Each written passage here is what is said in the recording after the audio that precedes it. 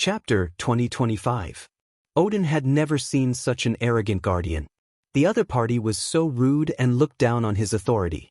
How could he, the chief guardian, put his face in front of everyone? Odin wanted face, and he called himself the noblest existence on this planet. He was already 1 level higher than the other guardians, and 1.5 levels higher than the dragon aspects. Against a second-generation dragon aspect like Onyxia, he would be at a disadvantage and lose his status if he were to personally deal with her. How dare you! No matter how much Herria disliked Odin, Herria could not ignore Odin being rebuked like this. The next moment, she rushed out like lightning and went straight for Onyxia. From the looks of it, she actually wanted to slap Onyxia. Tisk! The black dragon was full of disdain. From the corner of her eye, she saw that Duque had no intention of making a move. She was prepared to teach this waggery a lesson herself, who knew that things like acting cool were really hard to describe. Just as Hyre was about to pounce over, a cold snort suddenly came from the elemental giant under Duque. The male voice was as hot as lava and full of anger. Suddenly, a pair of phoenix wings grew out of the elemental giant's back. In less than 1/100th of a second, it had already covered the sky and covered Hyre. Bam! As the number 1 waggery under Odin, she was actually not weak. Unfortunately, she was not strong enough in front of the real elemental demigod Kale, who controlled the land of fire for Duque. Even if Kale, was not here, just a remote control of the fire elemental attack was still not something Hyre could block. In one exchange, she was flapped by the phoenix wings and returned the way she came. Chief Waggery was blasted to the side of Odin's throne like a cannonball, crashing into countless things. This time, it was Odin's turn to be embarrassed. Oomph! A large palm that could easily shatter a heavy tank slammed into the throne. Odin's expression was shockingly ugly.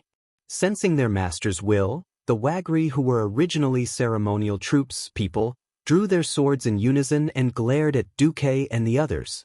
Duque was disdainful as he looked at Wagner, who had the appearance of a mighty birdman. You see, Odin on Earth knows how to behave himself.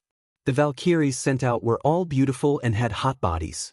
They did not rely on coercion to absorb the souls of heroes on the battlefield. During the day, he would be a follower, following the heroes to the battlefield, or he would fight with other heroes in the arena. At night, he would accompany the heroes to the banquet and party all night long. He would drink when he needed to, and he would even take the initiative to serve them in bed late at night. So in countless heroic epics, Valkyrie was the perfect wife or lover in men's hearts. A so-called expert like Odin, who had been brought back by brute force, was useless. Faced with Odin's arrogance, Thorim and Alexstrasza obviously couldn't act out openly. The ugly one, of course, would be Duque. Dumuk snapped his fingers. The sky 10 kilometers away suddenly flashed with a continuous stream of flames. A mere 10 seconds later, countless cannonballs pierced through the sky. However, these cannonballs were extremely accurate, flying above and below the sky fortress. Not a single one hit the protective shield of the sky fortress. After the heavy rain of cannonballs, thousands of elemental channels opened in the sky. The blazing fire element, the heavy water element, the ethereal wind element, and countless elemental creatures stepped out of the elemental channels. They stood on the elemental platforms floating in the air, using their strange elemental eyes to stare at the sky fortress. 100, 1,000, 10,000, 100,000. When the number exceeded 100,000, Odin's face was as black as the bottom of a pot. The other party was clearly demonstrating to him, the chief of the guardians of Odin, that they had absolute power and could destroy him at any time. Odin almost couldn't suppress the rage in his heart. He was ready to teach Duque a lesson himself. Just as Odin stood up, his muscles bulging, and countless titan energy attached to his arm muscles like wriggling snakes, Duque suddenly smiled. Odin could be so domineering, of course, because he represented the will of the pantheon. That Ossur was most likely watching everything that was happening here from somewhere. As long as the titans had some brains, they would not sit by and watch Odin fight with the strongest local force in Azeroth, especially when Duque controlled the 4 major elemental realms. Perhaps the Titans had some thoughts of suppressing the alliance. When they saw how powerful Deity was, even the guardians and dragon aspects that they had set up did not care about Odin. Instead, they seemed to be neutral but actually supported the alliance. Everything would be different. As expected, just as the irascible Odin was about to attack, a deep male voice came from the sky above the sky fortress. A powerful human demigod. Sir's voice was surprisingly young. Although the age of the Titans was frozen, it was recorded that the pantheon was at least 50,000 years old. Unfortunately, although this voice had a sense of wisdom at the same time, it revealed an inhuman coldness, as if hinting at the supremacy of its owner, as well as his disregard for the lives of mortals. That was absolute power, the most original source, the source of power that no living being in the world of Azeroth could resist. Wagri, who was beside the red carpet in the Sky Fortress, the dragons that were flying around the dragon's slumber temple, and the mechanical guardians that were guarding Odin all prostrated themselves on the ground. Even Odin, Torim, Alexstrasza, and the humanoid Isra either knelt on one knee, placed their right hands on their left chest, or turned into their dragon forms and lowered their proud dragon heads to show their utmost respect to the owner of the voice. Only Deity sat on the elemental throne casually. Beside him was Onyxia, who was unwilling to bow but was intimidated by Amancer's powerful aura. Onyxia was on the verge of collapsing. Deity brazenly pulled the Black Dragon Princess into his arms and used his aura to protect Onyxia. This scene made all the Titan elites feel as if the heavens were falling and the earth was splitting apart. God, that was Amancer, the master of the pantheon, the recognized common god of the entire universe. How could Deity ignore the authority of Amancer and the pantheon? Was he not afraid that the gods would be angry and crush all living beings in the world of Azeroth, including Deity? Even the Alliance leaders who were secretly watching the live broadcast through the magician's eyes were scared out of their wits. Their teeth were chattering, and the thought of surrendering rose from the depths of their souls. Only Duke calmly withstood the Pantheon Palace Master's startling aura that was like a falling star. No one knew that in Deity's eyes, Sir was a special NPC. Chapter 2026. Perhaps Sir had once gone against the heavens, the earth, and the air, destroying the stars with a flip of his hand and creating a world with a raise of his hand. He was omniscient and omnipotent. But that was an old story from 25,000 years ago. If the Pantheon was so powerful and the Titans had the ability to beat Sargeras, they wouldn't have had the Pantheon overturned by the traitor Sargeras, or been chased around the universe by the Burning Legion, looking for a place to hide. I am the master of the Pantheon, sir. It was a simple introduction, but the Guardians already knew who the owner of the voice was from the soul connection. Knowing was one thing, but it was another for their master to announce it himself. Almost at the same time that Sir announced his name, all the Guardians and Dragon aspects at the scene responded in unison. Servant Torim, XXX, pays his respects to the Supreme Master of the Gods. The loud voices turned into a torrent, and then converged into an incomparably exaggerated sound bomb that rumbled continuously between the four giant buildings connected by the spatial tunnel. Not to mention the Guardians, Dragon aspects, and Titan creations that belonged to the Pantheon, even the Alliance leaders who were watching this scene through the video couldn't help but kneel on the ground. For example, Danath Trollbane, the Old Wolf King Jean, and Moira Bronzebeard. However, every single powerful existence noticed it. Deity didn't kneel, and didn't even have the most basic etiquette. He just sat on the elemental throne on top of the elemental giant's head without moving. Onyxia, who was beside him, was clearly scared to the point of peeing, but he still held the Black Dragon Princess' slender waist with one hand, not giving her any chance to yield. This was no longer a situation where he was the only sober person in a drunken stupor. This was a situation where everything in the world submitted to him, and even if they were unhappy, they would avoid him. Only Deity showed his unyielding character. Duke Marcus, you are too presumptuous. Odin was so angry that his lungs were about to explode. Facing the Supreme Master of the Pantheon, why don't you kneel? Don't forget, you humans are also creations of the Pantheon. Deity looked at Odin as if he was looking at an idiot, then looked up at the gigantic figure in the void. If one were to ignore the powerful divine light surrounding his virtual image, Sir would look like a kind old man with white hair and a white beard. Dressed in a long white robe with a blue shawl, he looked elegant and noble, unapproachable.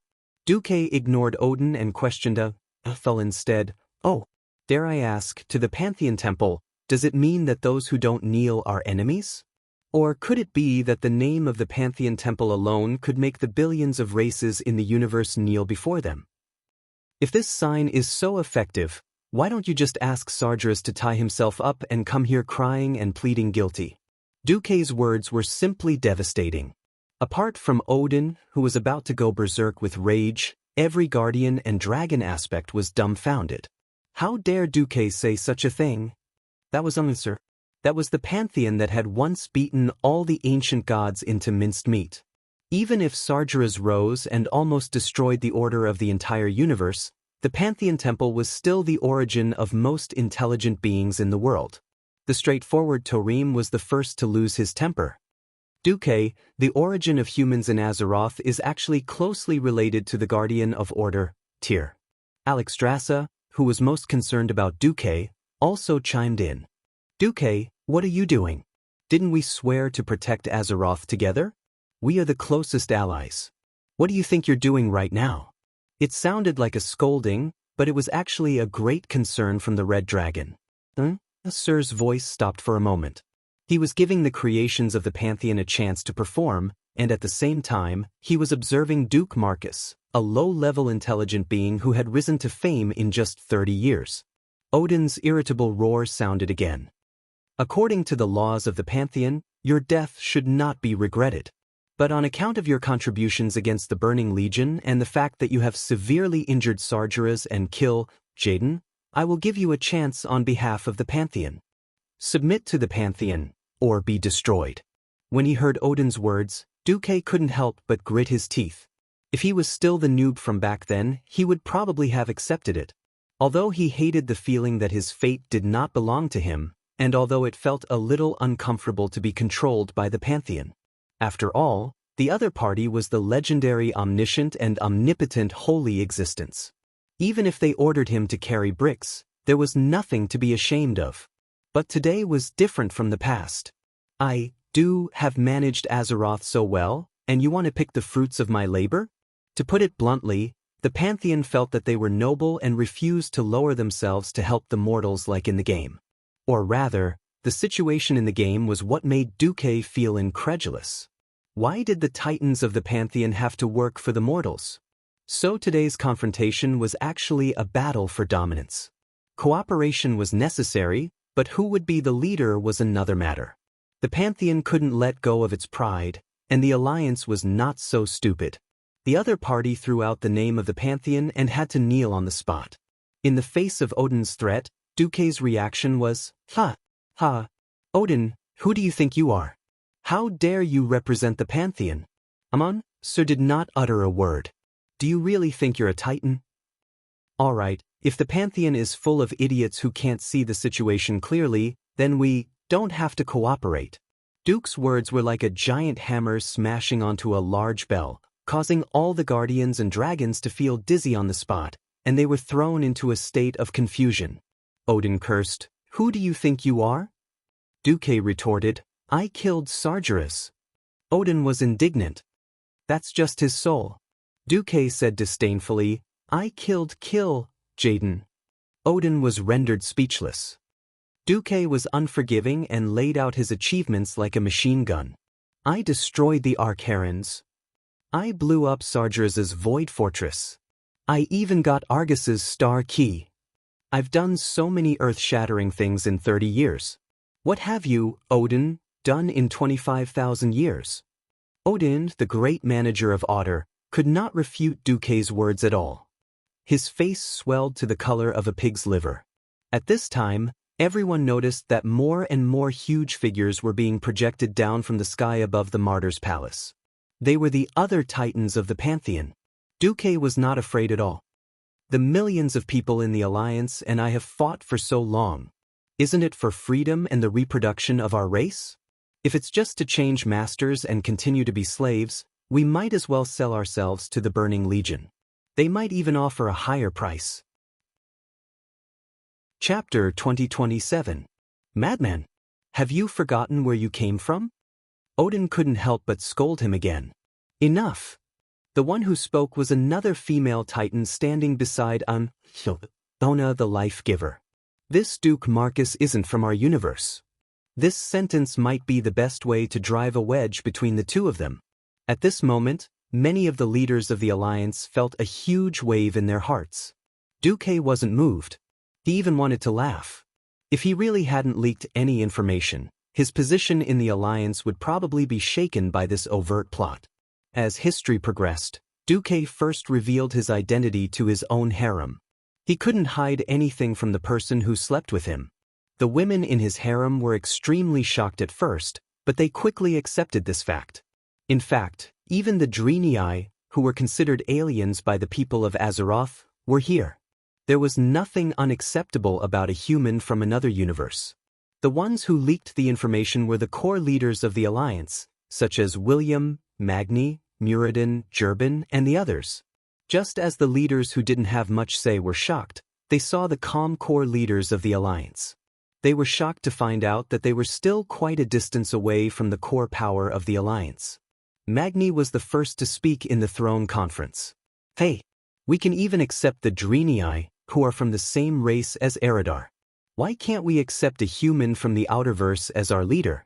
The dwarves will listen to whoever can lead the Alliance to a stronger state and protect our planet. William calmly said, since Uncle Duque thinks that he's a Stormwind person, then he's a Stormwind person. Even the Stormwind people didn't have any objections, let alone the leaders of the other countries. At this moment, many of the leaders realized that Duque was too awesome. Duque's wives were all queens or leaders, and they controlled more than half of the authority in the Alliance. The dwarves, gnomes, and Stormwind Kingdom were not in a mess, so the Gilneas, Stromgarde, Pandaren, and other countries or races that had only joined in the last 10 years in various forms and were in fact second tier, would not have any objections. The big shots of the Alliance quickly came to an agreement, and Duque spoke slowly. So what? I am indeed a human, but my lover, my friend, my child, and my beloved planet Azeroth are here. I am willing to pay a high price to protect this beautiful planet. On the other hand, if the Pantheon Temple is unreasonable and demands unfair domination and enslavement, please forgive me for rejecting it on behalf of the millions of intelligent beings in Azeroth. At most, I'll open a portal and send them to the universe I was born in. Aren't you afraid of drawing the Burning Legion into your universe and causing more disasters? Odin retorted. Duque sneered, sorry. An existence like Lordun, sir, is known as Heavenly Father level powerhouse in our world. Although there are not many, there are still 3 to 5 of them in a star system. In particular, we have a guy called Thanos, who can turn half a star system into ashes with a snap of his fingers. If Sargeras dares to go to my side, I really want to see who will win between the two of them. None of the Titans who could make it to the Pantheon Temple were simple. They had their own mysterious power to judge the truth of the other party's words. It was precisely because they sensed that Duque was speaking the truth that the Titans found it difficult to deal with. On the other side, Odin was rebuked again, and he felt his chest tighten. Duque didn't care about Odin anymore. This guy was good at fighting, but he was not as sinister and vicious as the Odin in the legends on Earth. In Duke's eyes, Odin, the Grand Chief of Otter, was just a foot soldier with the word brave carved on his chest. Now, Duque was not afraid of those who had nothing to lose. He could still advance or retreat. If the Pantheon was at its peak, would Sir talk nonsense with Duque? He would have sent a bunch of guardians to teach Duque how to behave. Even if Duque called him Grandpa, he wouldn't let Duque off easily. Unfortunately, times had changed. For a moment, even Sir couldn't find an entry point to suppress this arrogant demigod. At this moment, Duque raised his head and said, failure isn't scary. What's scary is not being able to turn things around. The Pantheon lost to Sargeras 25,000 years ago. Now you have the best chance to join hands with the mortal alliance of Azeroth to deal with the Burning Legion with equal status and identity. What kind of joke is this? Duque, don't go too far. This time, it wasn't Odin, but Thorim and Alexstrasza who couldn't take it anymore. This wasn't their fault. They could accept Otter and the Dragon Slumber Temple cooperating with an alliance that was already rising and had similar strength. Deep down, they still thought that the Pantheon was high and mighty. The glory of the Creator couldn't be tarnished. No matter how high and mighty the Pantheon was, they shouldn't stoop down and be equal to the alliance formed by mortals. Seeing that the other side was about to flip out, Duque threw an even bigger bomb. The Pantheon is very strong, but the premise is that the Titans are still alive. Still alive? Alive? Alive! This news was like a bolt out of the blue. Every Guardian, Aspect Dragon, and even the Alliance leader who heard this news were so shocked that they almost fainted on the spot. What? The Supreme Titans of the Pantheon had actually been annihilated? Everyone guessed that 25,000 years ago, the fall of the Titans' most powerful general, Sargeras, had caught the Pantheon off guard. The Pantheon must have suffered heavy losses. Otherwise, Sargeras and his Burning Legion wouldn't have been able to dominate the universe for so many years. Even though they lost, no one expected the Pantheon to lose so completely. Duque said that the Titans were all dead. Then who was talking to them now? Duque curled his lips indifferently. Great King of the Gods, Lord and Sir, don't tell me you don't even have the courage to admit your current situation and lie to a small indigenous half-god in your eyes? This time, Sir's wife, Iona, couldn't hold it in anymore. How dare you? So what if we lost our physical bodies? As long as we want to, we can resurrect at any time. Her words indirectly admitted the predicament of the Titans of the Pantheon. Yes, they were really dead. These words had undoubtedly shaken the heart of the Guardian who firmly believed that his master was invincible in the world. That was a spiritual attack on the level of raging waves. Unexpectedly, Duque's words shocked them to death. Resurrect? Of course you can. The premise is that you can find a green planet suitable for nurturing life, occupy the planet's core, erase its consciousness, and turn the planet into your new body. Also, in the 10,000 years that you've regained your bodies, you can't be disturbed by powerhouses like the ancient gods or Sargeras. Otherwise, you're finished. Chapter 2028. At this moment, everyone who heard this had shock written all over their faces. This was especially true for Uther, the king of myriad worlds, who was trembling uncontrollably. This was too shocking for the Titans. This was the ultimate secret of the Pantheon, and they did not even preserve this method of nurturing Titans in any form. In this world, no one would have such a powerful imagination to imagine something as shocking as a planet being a Titan. Actually, Duque didn't know either. Titans, as the name suggested, were huge humanoid beings. Ordinary guys that were dozens of stories tall were huge for humans, but they still didn't have the right to be called Titans. Just how big was the Titan? When Duque traveled through time and space, he peeked at a certain scene. The background of the scene was Azeroth, but the huge humanoid figure attached to Azeroth was Sargeras. Sargeras was the size of a planet. Coupled with the fact that during the Primordial War, Duque had personally opened the portal powered by the Well of Eternity to the size of dozens of stories tall, and Sargeras still couldn't pass through the portal, one could imagine how huge Titans were. Even if he used all kinds of spells and abilities, he still couldn't shrink his body to human size. With a planet-sized body, the ability to change worlds and create life, and almost infinite power, this was Titan. Through these conditions, one could see how bad the situation of the Titans of the Pantheon was. Back then, Sargeras, the Titan who was the most capable of fighting, betrayed them and directly destroyed the Titans of the Pantheon. Although it was called the Pantheon, there were actually only a few Titans, less than 2 digits. Being defeated in a direct confrontation, Sir and the others could be said to have lost all they had left. That's right, Azeroth was their last pair of pants. The seemingly invincible Pantheon Temple had its own laboratories and bases throughout the universe, leaving behind countless guardians. Unfortunately, apart from Azeroth, there was no other planet with an anti-Titan formation. Most guardians were at the level of high-level Void Lords. Under the attack of the Burning Legion's sea of demons, the only outcome was death. Duque calmly stated his conclusion. The Pantheon Temple may have been very strong in the past, but today, the only troops that the Pantheon Temple can command are the direct troops in the spaceship called the Pantheon Temple, as well as the Guardians and Dragon aspects like Azeroth. It's no exaggeration to say that the battle in Azeroth is the Pantheon Temple's last hope to turn the tables. If even Azeroth falls, the Pantheon would have no choice but to leave this universe and search for hope and salvation in other universes. Am I right? Duque's powerful voice silenced the entire Martyr's Palace. His words attracted the attention of all beings in the air, including the Guardians, Dragon aspects, and all the low-level servants of the Pantheon. They wanted to know if their duties were still meaningful. Does my glory still exist? Was his almighty master really as distressed as Duque said? Even Nalser, the king of gods, was silent for a moment. A fallen phoenix was no better than a chicken. 25,000 years ago, the Titans who had been glorious and destroyed anyone they saw would never have imagined that they would be in such dire straits. It was not that Nalser and the other Titans had not thought of other ways over the years. Unfortunately, the Guardians who were loyal to them had been killed by the Burning Legion, and their strongholds had been uprooted.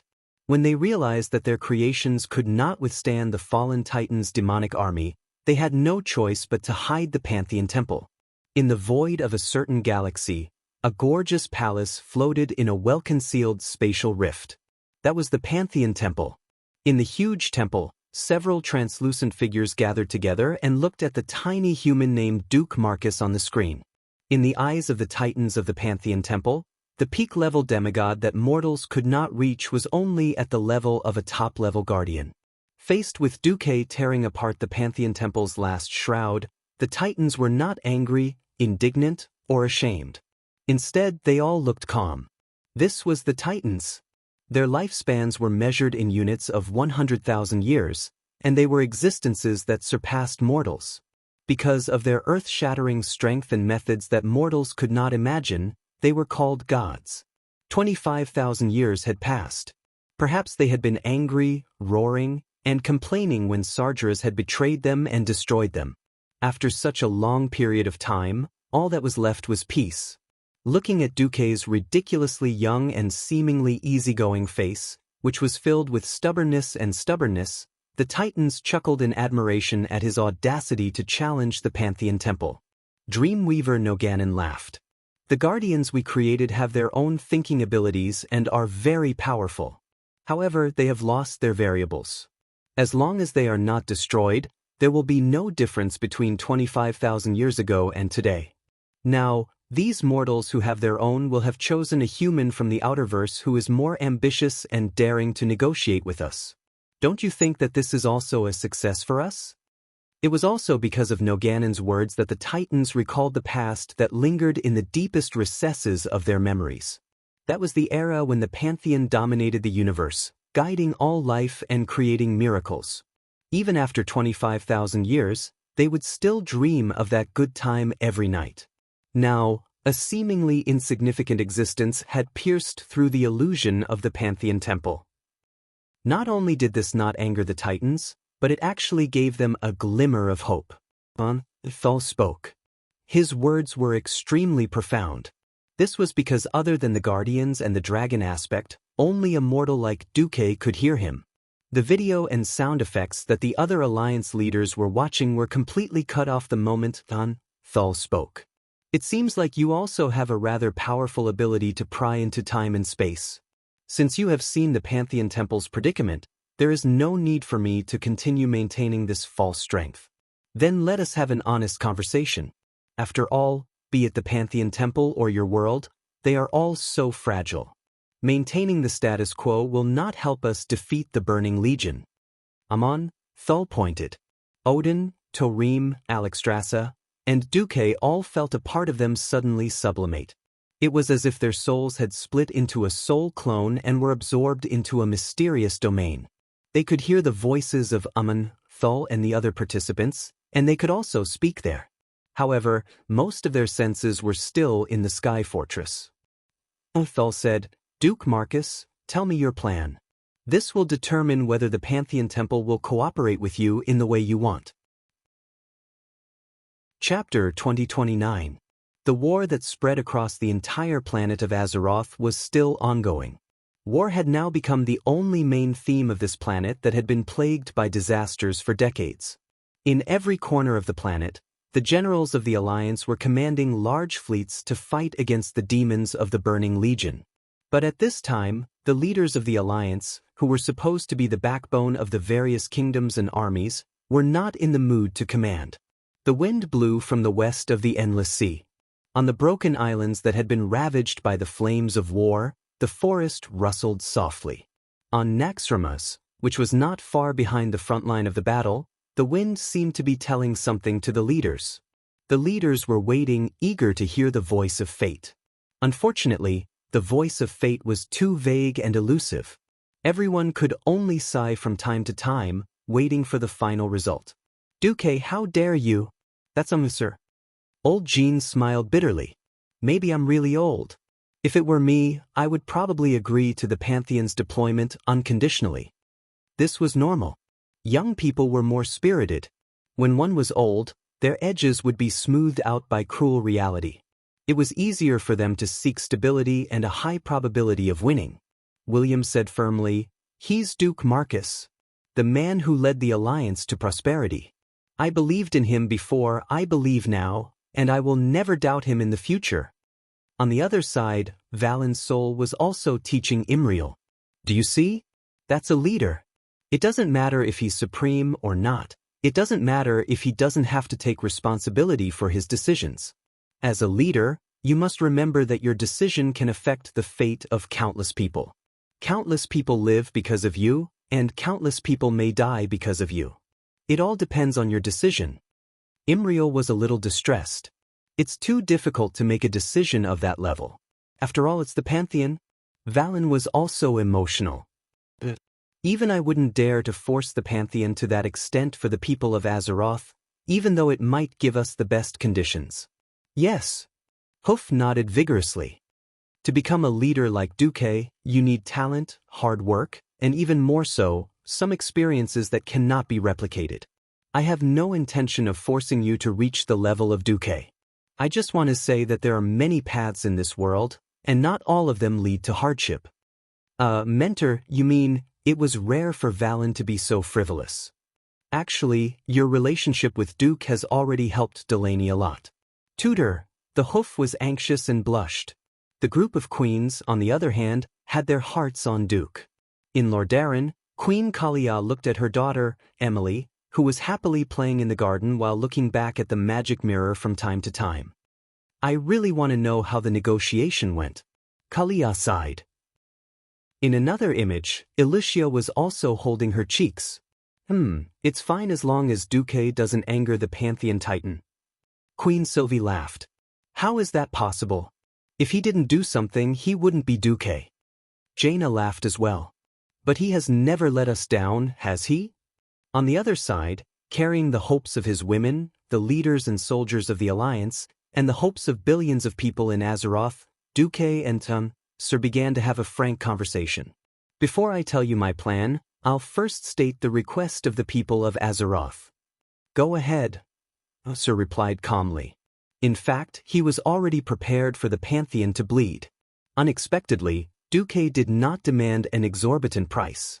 "Whether it's me or the people of Azeroth, we don't have the intention of dominating the universe. It's enough to be able to live freely on planet Azeroth. If we can destroy the Burning Legion this time, we only need the Pantheon to guarantee this. Unless it's to destroy demons and evil forces targeting Azeroth, the army of the people of Azeroth will not step out of the planet. It was like this in the past, and it will be like this in the future. After this war, the glory of the Pantheon will once again shine in the universe. Even Azeroth can continue to be a name, claiming to be under the jurisdiction of the Pantheon. If Azeroth becomes the new Titan of the Pantheon in the future, then I hope that she can leave a seed of life for this planet, to ensure that the planet will not wither and be destroyed because of the loss of the star soul and core." The Titans had their own secret way of communicating. They all felt that Duque really had no desires. You only want this much? Iona felt that it was a little unbelievable. If you're talking about the future, yes. This is enough for the people of Azeroth. But in this war, we mortals need the support of the Pantheon. Duque's words were sonorous and forceful. There's no need to discuss this. As long as we can destroy the Burning Legion, the Pantheon will spare no effort. Tell us your plan, Norganon said. Duque smiled. I don't know if you've noticed, but I once traveled back to Azeroth 10,000 years ago and blew up Sardra's nest in the Twisting Nether during the Battle of the Ancients. This led to an unexpected result. As Duque spoke, the Titan's expressions finally changed. A hint of surprise flashed in Onusir's eyes. He couldn't help but take out the Pantheon scepter from the void.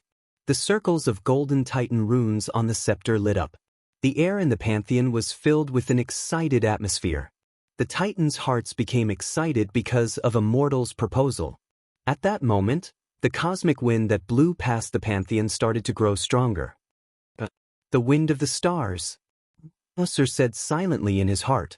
It had been 25,000 years, and the Titans had been hiding in this secret place. They didn't take revenge or fight back. They silently watched as their creations and guardians were defeated by the Burning Legion one by one. The reason why Onusir made such a decision was because he couldn't see any hope. A grand battle couldn't save the Pantheon Temple and this world. Had 25,000 years really erased the hatred and pain? Definitely not. Revenge for a vile person would never be late. It was never too late for the Titans to take revenge. Onusir had been waiting for a once-in-a-lifetime opportunity, but he didn't expect this opportunity to be created by a weak mortal in his eyes. Countless existences had proposed plans to defeat the Burning Legion to him. In fact, every plan he heard before was based on a lot of speculation and even imagination. Those fellows didn't even know what Sardra's Achilles' heel was, yet they were spouting nonsense, thinking that they could win this war with their meager forces and the few remaining underlings of the Pantheon. Duque was different. He was reasonable and had evidence. He had to admit defeat. Chapter 2030. What convinced the Titans the most was Duque's actual achievements. Unlike those idiots who only knew how to shout slogans, Duque's achievements were solid. In addition, Duque had once entered the upper echelons of the Burning Legion, so he was very familiar with the demons. They just didn't know if Duque had any hidden backups or spies in the Burning Legion. Duque's plan was very thoughtful and perfect. The Titans had been Teenage Mutant Ninja Turtles for more than 20,000 years, so they didn't care about a little more time and cost. As long as they didn't pressure the Pantheon Temple, there was nothing the Pantheon Temple couldn't give. The entire discussion took an hour. For this kind of universe-level big force, this meeting time could be said to be lightning fast. It was like stealing a bell. An hour later, the Alliance broadcast to all channels. With an excited tone and expression, Sally announced, "All Alliance members, all Alliance soldiers." Just now, the Alliance commander Duke Marcus represented the Alliance and reached a consensus with the king of the Pantheon Temple, Onusir, after a friendly and harmonious discussion. In order to fight against evil, in the next war against the Burning Legion, the Pantheon Temple will work closely with the Alliance as a strategic alliance. And after the war against the Burning Legion, the Pantheon Temple will recognize the independence and freedom of the intelligent races of Azeroth. Including the Sleeping Dragon Temple, Oder, Odum, and the Sky Fortress, all the Guardians, Guardian Dragons, and Titan creations of Azeroth will be included in the Alliance Army's battle order and accept the unified command of the Alliance Army. The Guardians led by Odin, the director of Oder, will provide free weapon charging, career guidance, follower employment, and other services to the Alliance soldiers.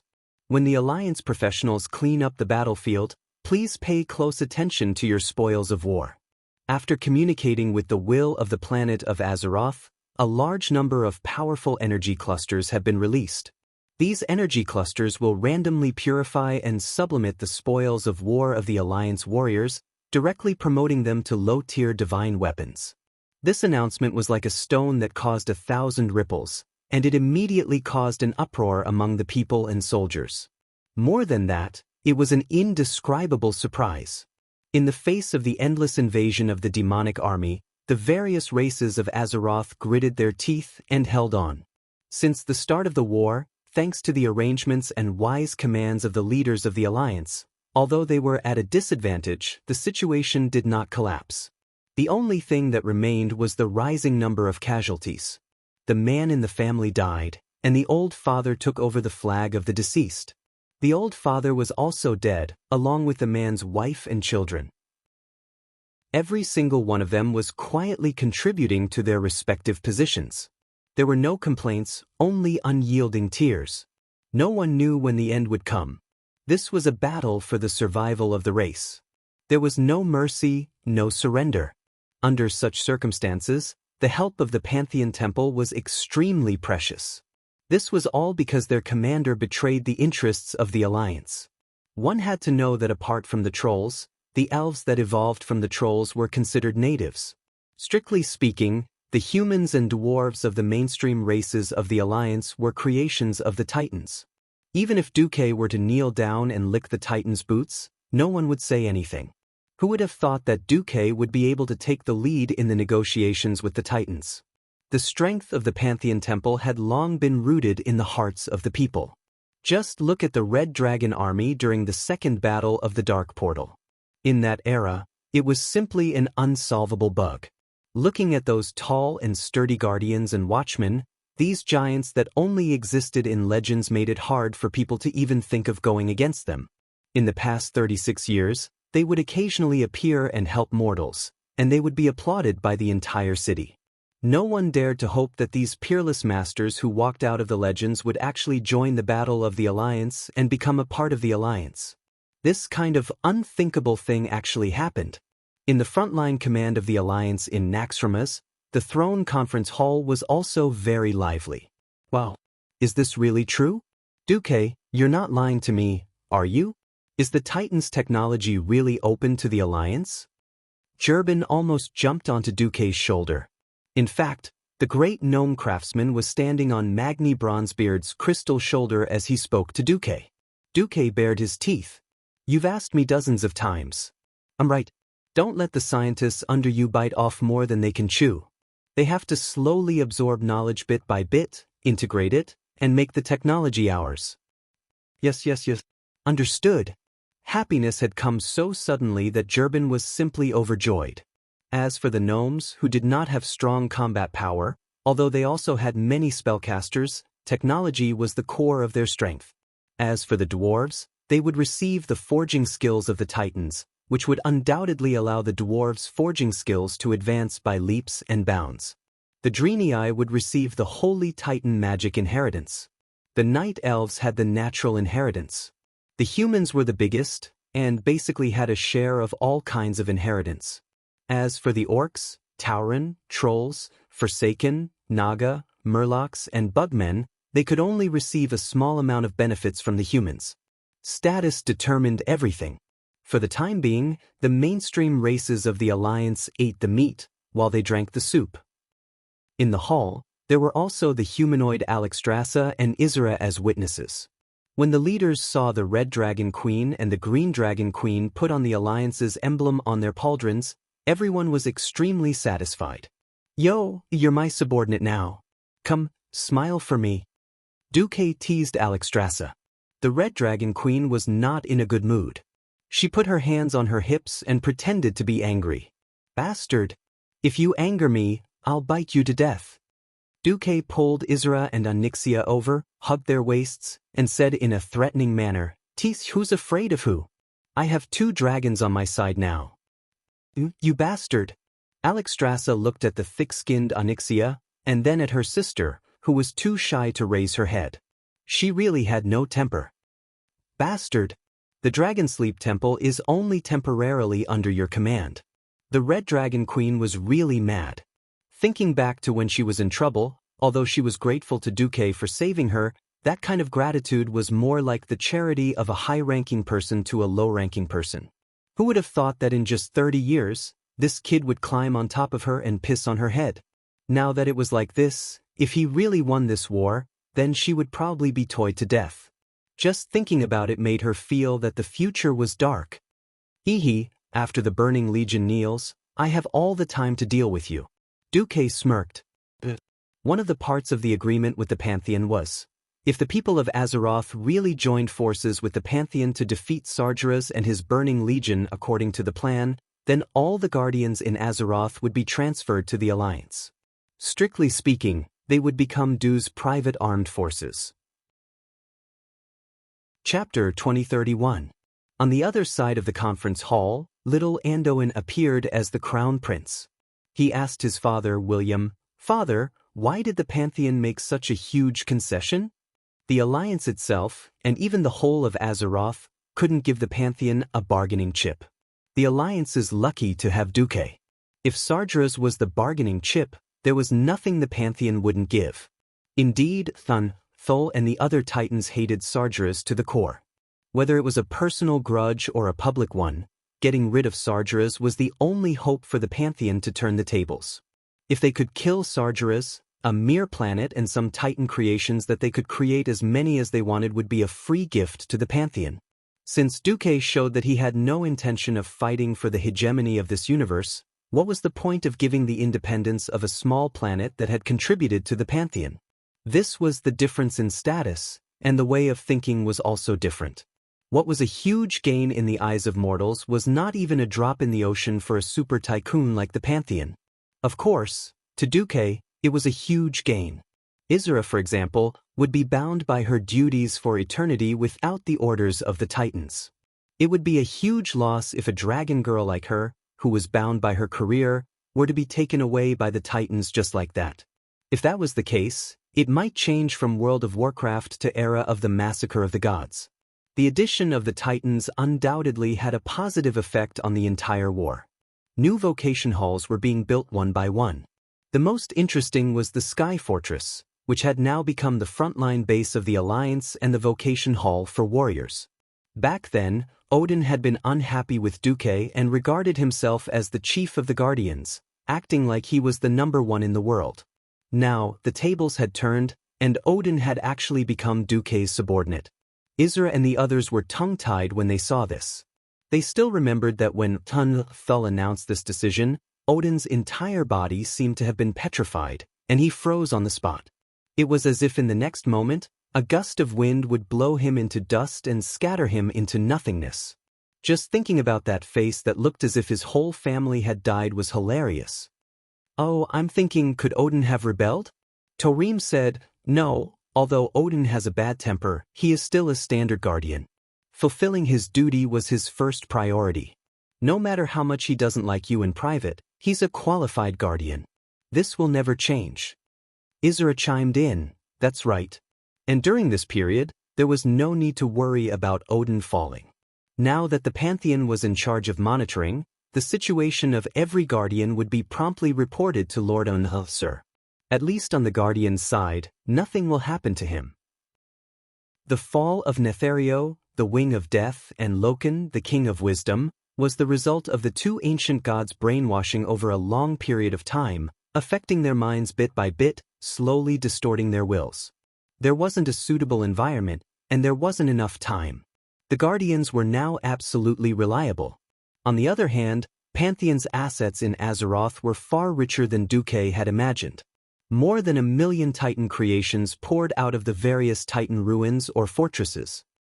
Damn it, I've been in Order for more than 20,000 years, and I never knew that there was such an army under Order. Mimiron looked as if he had seen a ghost. It was the storm giants lined up in a neat formation. They were half physical, half elemental creations similar to Alkavon. They had huge bodies that were 4 stories tall and had the power to control lightning. A large hole that was more than a kilometer long and wide opened up in what was supposed to be the mountainside of Order. The giant legion that had been hiding inside for 25,000 years strode out with their heads held high. Countless oval-shaped spaceships similar to maglev spaceships carried them away at high speed. Under the deployment of the Alliance headquarters, they would join the front line against the Burning Legion. The feeling of having an abundant military force made every staff officer in the Alliance army happy. This was especially so when the Titans said that as long as the Titan factories were not destroyed, all of the Titan creations could be recycled indefinitely. The Alliance generals were overwhelmed by immense happiness. It would take at least a decade to nurture a qualified Alliance soldier. After more than a decade of growth, they would be carefully taught and trained in various combat techniques. When a soldier entered the battlefield, 10% of the Alliance recruits would die within 5 minutes of the start of the battle. If this was extended to the entire battle, the casualty rate of the recruits would often be 30% or even higher. It was not that people could not die forever. Using the limited lives of the Azeroth people to fight against an infinite number of demons was originally a very unprofitable thing. Now, it was infinite against infinite, and shameless against shameless. The military power of the Pantheon Temple suddenly filled the entire front line. Things that looked like manned space rockets were launched into the sky from Otter, Oldham, and other Titan bases. They were portable bases. As long as there were dragons or their own people to cover them, the small metal bases of divine artifacts could find debris floating in the space orbit on their own, absorb it, and modify it. Now, almost every 24 hours, a space fortress with a diameter of no less than a kilometer would appear in the void battlefield. This greatly made up for the lack of air defense, and the interception of the Burning Legion's assault ships and planet destroyers had also reached a height that made the Burning Legion's flesh ache. Taking advantage of the greatly reduced pressure, the Alliance began to mobilize elite troops to attack the various important places in the Broken Islands. Blackheart Forest, Eye of Azhara, Fort Raven, Watchman's Cellar. Originally, these important places caused considerable trouble for the Alliance army in history. In just 3 days, the Alliance sent out elites led by second-tier heroes such as Lena Thunderspear to destroy them. There was an abundance of troops, so Duque made the decision to divide his forces.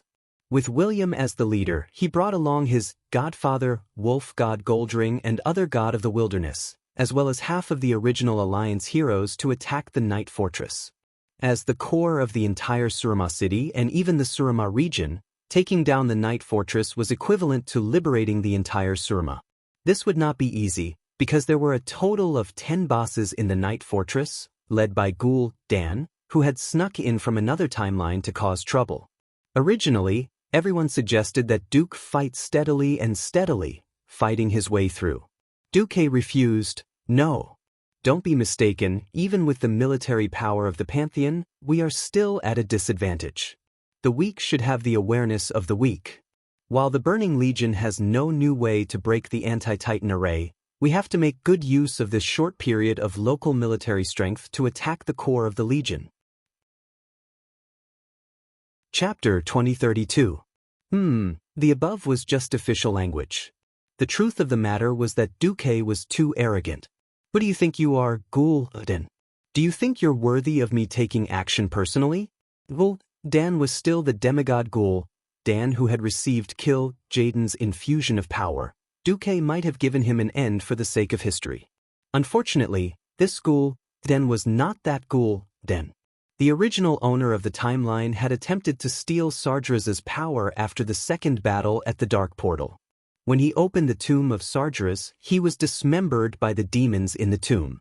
Under the premise that Duke had restrained most of the other timelines, this Gul'dan who came from some unknown corner of the timeline was really weak. He was a demigod after all, but his power was far from what Linley had imagined. Gul'dan's soul was inferior to other demigods, be it in terms of quality or quantity. The strength of one's soul determined the upper limit of a demigod. Gul'dan's upper limit? Even though it was only through the magician's eyes, Duque only had to glance at Gul'dan from afar to sentence him to death. The change in power destined the situation of the Night Fortress to be a laughable situation where the early bosses were strong and the final bosses were weak. There were a total of 10 bosses in the Night Fortress. After investigation, it was discovered that it was mainly made up of the fallen Night Elves and the demons of the army. The fallen Night Elves were the strongest magic swordsmen and constructs, while the army sent out the leader of the Dreadlord. Other than that, their respective leaders, the Grand Mages Alessandra and Gul'dan, were also among them. William was the most suitable opponent to deal with. In terms of magic, Duke had only left one helper, Kai Z, for William. Initially, Duque didn't want Kai Z to go. However, after thinking about it, he had spent more than 10 years to nurture William to where he was today. He could take charge of things on his own, and he had also broken the shackles of death. He couldn't possibly let William die here for no reason, right? If he, the commander of the Alliance, wanted to slack off and skip work, he needed someone with enough power and prestige to oversee the Alliance headquarters. Other than William, Duque really couldn't find a second candidate. When William brought half of the powerhouses to the hall next door to discuss the strategy for attacking the Night Fortress, Duque began to arrange the Alliance's strategy. In the middle of Naxxrama's throne hall, there were several artifacts protected by complex magic arrays in the open space in the center of the field. They hovered in the air above the white jade throne. They were the pillars of creation that Olgeron had learned about when he visited the Observer. In the stormy fjord, William had gone deep into Odin's Valkyrie and obtained the Shield of Agramma after a difficult trial. Varsala. Duque got the Tears of Elun in advance. After defeating the former god of the wilderness, Cenarius, who had fallen into a nightmare, he also saved Isra and played dragon taming. Azuna, Vashj led her men into the Eye of Azhara and found the tidal stone. In the highest mountain, Sar and the Tauren Bane and other chiefs joined forces to form an elite team. They walked the path of the Tauren heroes from 10,000 years ago and entered the Deathwing's lair again. They defeated the Underground King and obtained the Hammer of Kaz, Garoth. Now, the collection of the Pillars of Creation was nearing completion. Duque looked at the only empty jade pedestal. Only Serlama's Eye of Unfo is left. Jaina walked up and stroked her blonde hair. Where is it? It should be in the hands of Gul, Dan of the Night Fortress. A few people frowned. Tyron said, "Didn't you say that we can only defeat the Burning Legion if we gather all the Pillars of Creation? Then why are we attacking Sargera's tomb so soon? Speaking of which, the leader inside should be very strong."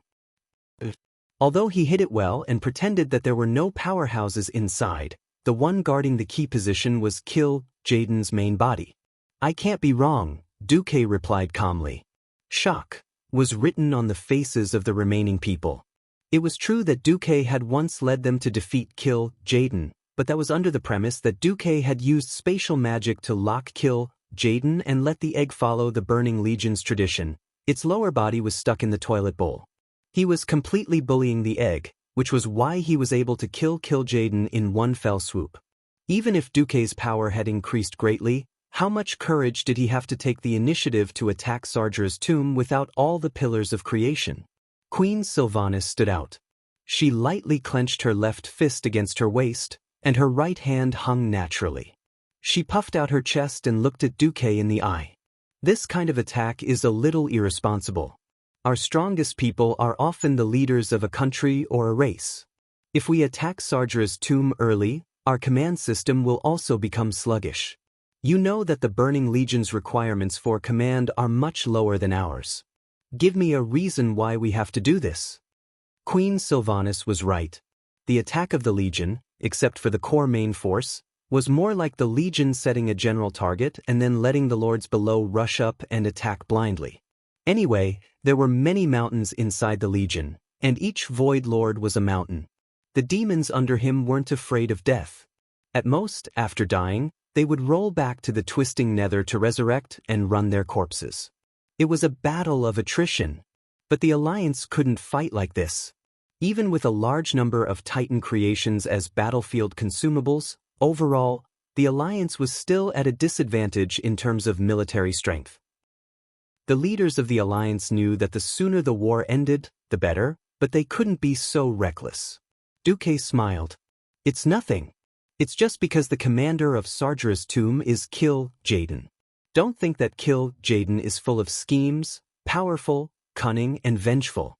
Sometimes, his strength is also his greatest weakness. Back in the Sunwell, I tricked him. That guy is always thinking of setting me up once. This is a battle between the wise." Queen Sylvanas suddenly understood. Kill Jaden was very strong himself. Compared to Archimonde, who was also not weak and had a rash personality, Kill Jaden preferred to use intelligence to solve problems. But this time, Kill Jaden was obviously going against a brick wall. Since Kill Jaden's arrival was confirmed, it could be deduced that in order to ambush Duque, Kill Jaden had chosen to hide in secret. If he could trick Duque, then he would naturally take revenge on him. The problem was that Duque knew that Kill Jaden was there, so would he still go in? Of course, the Alliance would be happy to see the egg turn off the entire Burning Legion's command system. But the egg wasn't stupid. When he found that Duque didn't take the bait, he would naturally jump out and take control of the situation. This wasn't the situation the Alliance wanted. Duque smirked and said in Queen Sylvanas' ear, "I'm just going to do it." Chapter 2033. I'm just rubbing. As a member of Duque's harem, how could they not know that Duque's next sentence was, "I'm not going in"? All of a sudden, all of Duque's women burst out laughing. "I'm just rubbing, I'm not going in." This was the biggest lie exclusive to men in the world. He said he wasn't going in, but he still went in the end. Duque's description was simply terrible. Only the hoof was dumbfounded and couldn't turn the corner. Kill Jaden is a male, right? Could it be? Duque suddenly felt despair. Metaphor. This is just a metaphor. My sexual orientation is normal. Back to business. Everyone understood that Duque was going to launch a feint attack and not a feint. If they ignored the tomb of Sargeras for too long, Kill Jaden would jump out and reorganize the chaotic Burning Legion, bringing heavy pressure to the Allied army. It wasn't appropriate to go all out now because the pillars of creation were not complete. If they couldn't fight, they would fall into the egg trap. So Duque would put on an all-out attack to suppress the tomb of Sargeras' demon army. However, the real attack depended on Duque. More accurately, it depended on the progress of the Night Stronghold's attack. Once Ghoul Dan was killed, it would be time for the attack. After deciding on the general direction, how to carry it out was up to the various leaders. As the commander, Duque was the helmsman. The following details would naturally be handled by the leaders and the various staff officers, as well as the marshals and generals. Coming out of the throne room, Duque suddenly felt a little tired. It was mental. It would be a lie to say that he wasn't nervous to negotiate with a super powerful being like Sir in one go.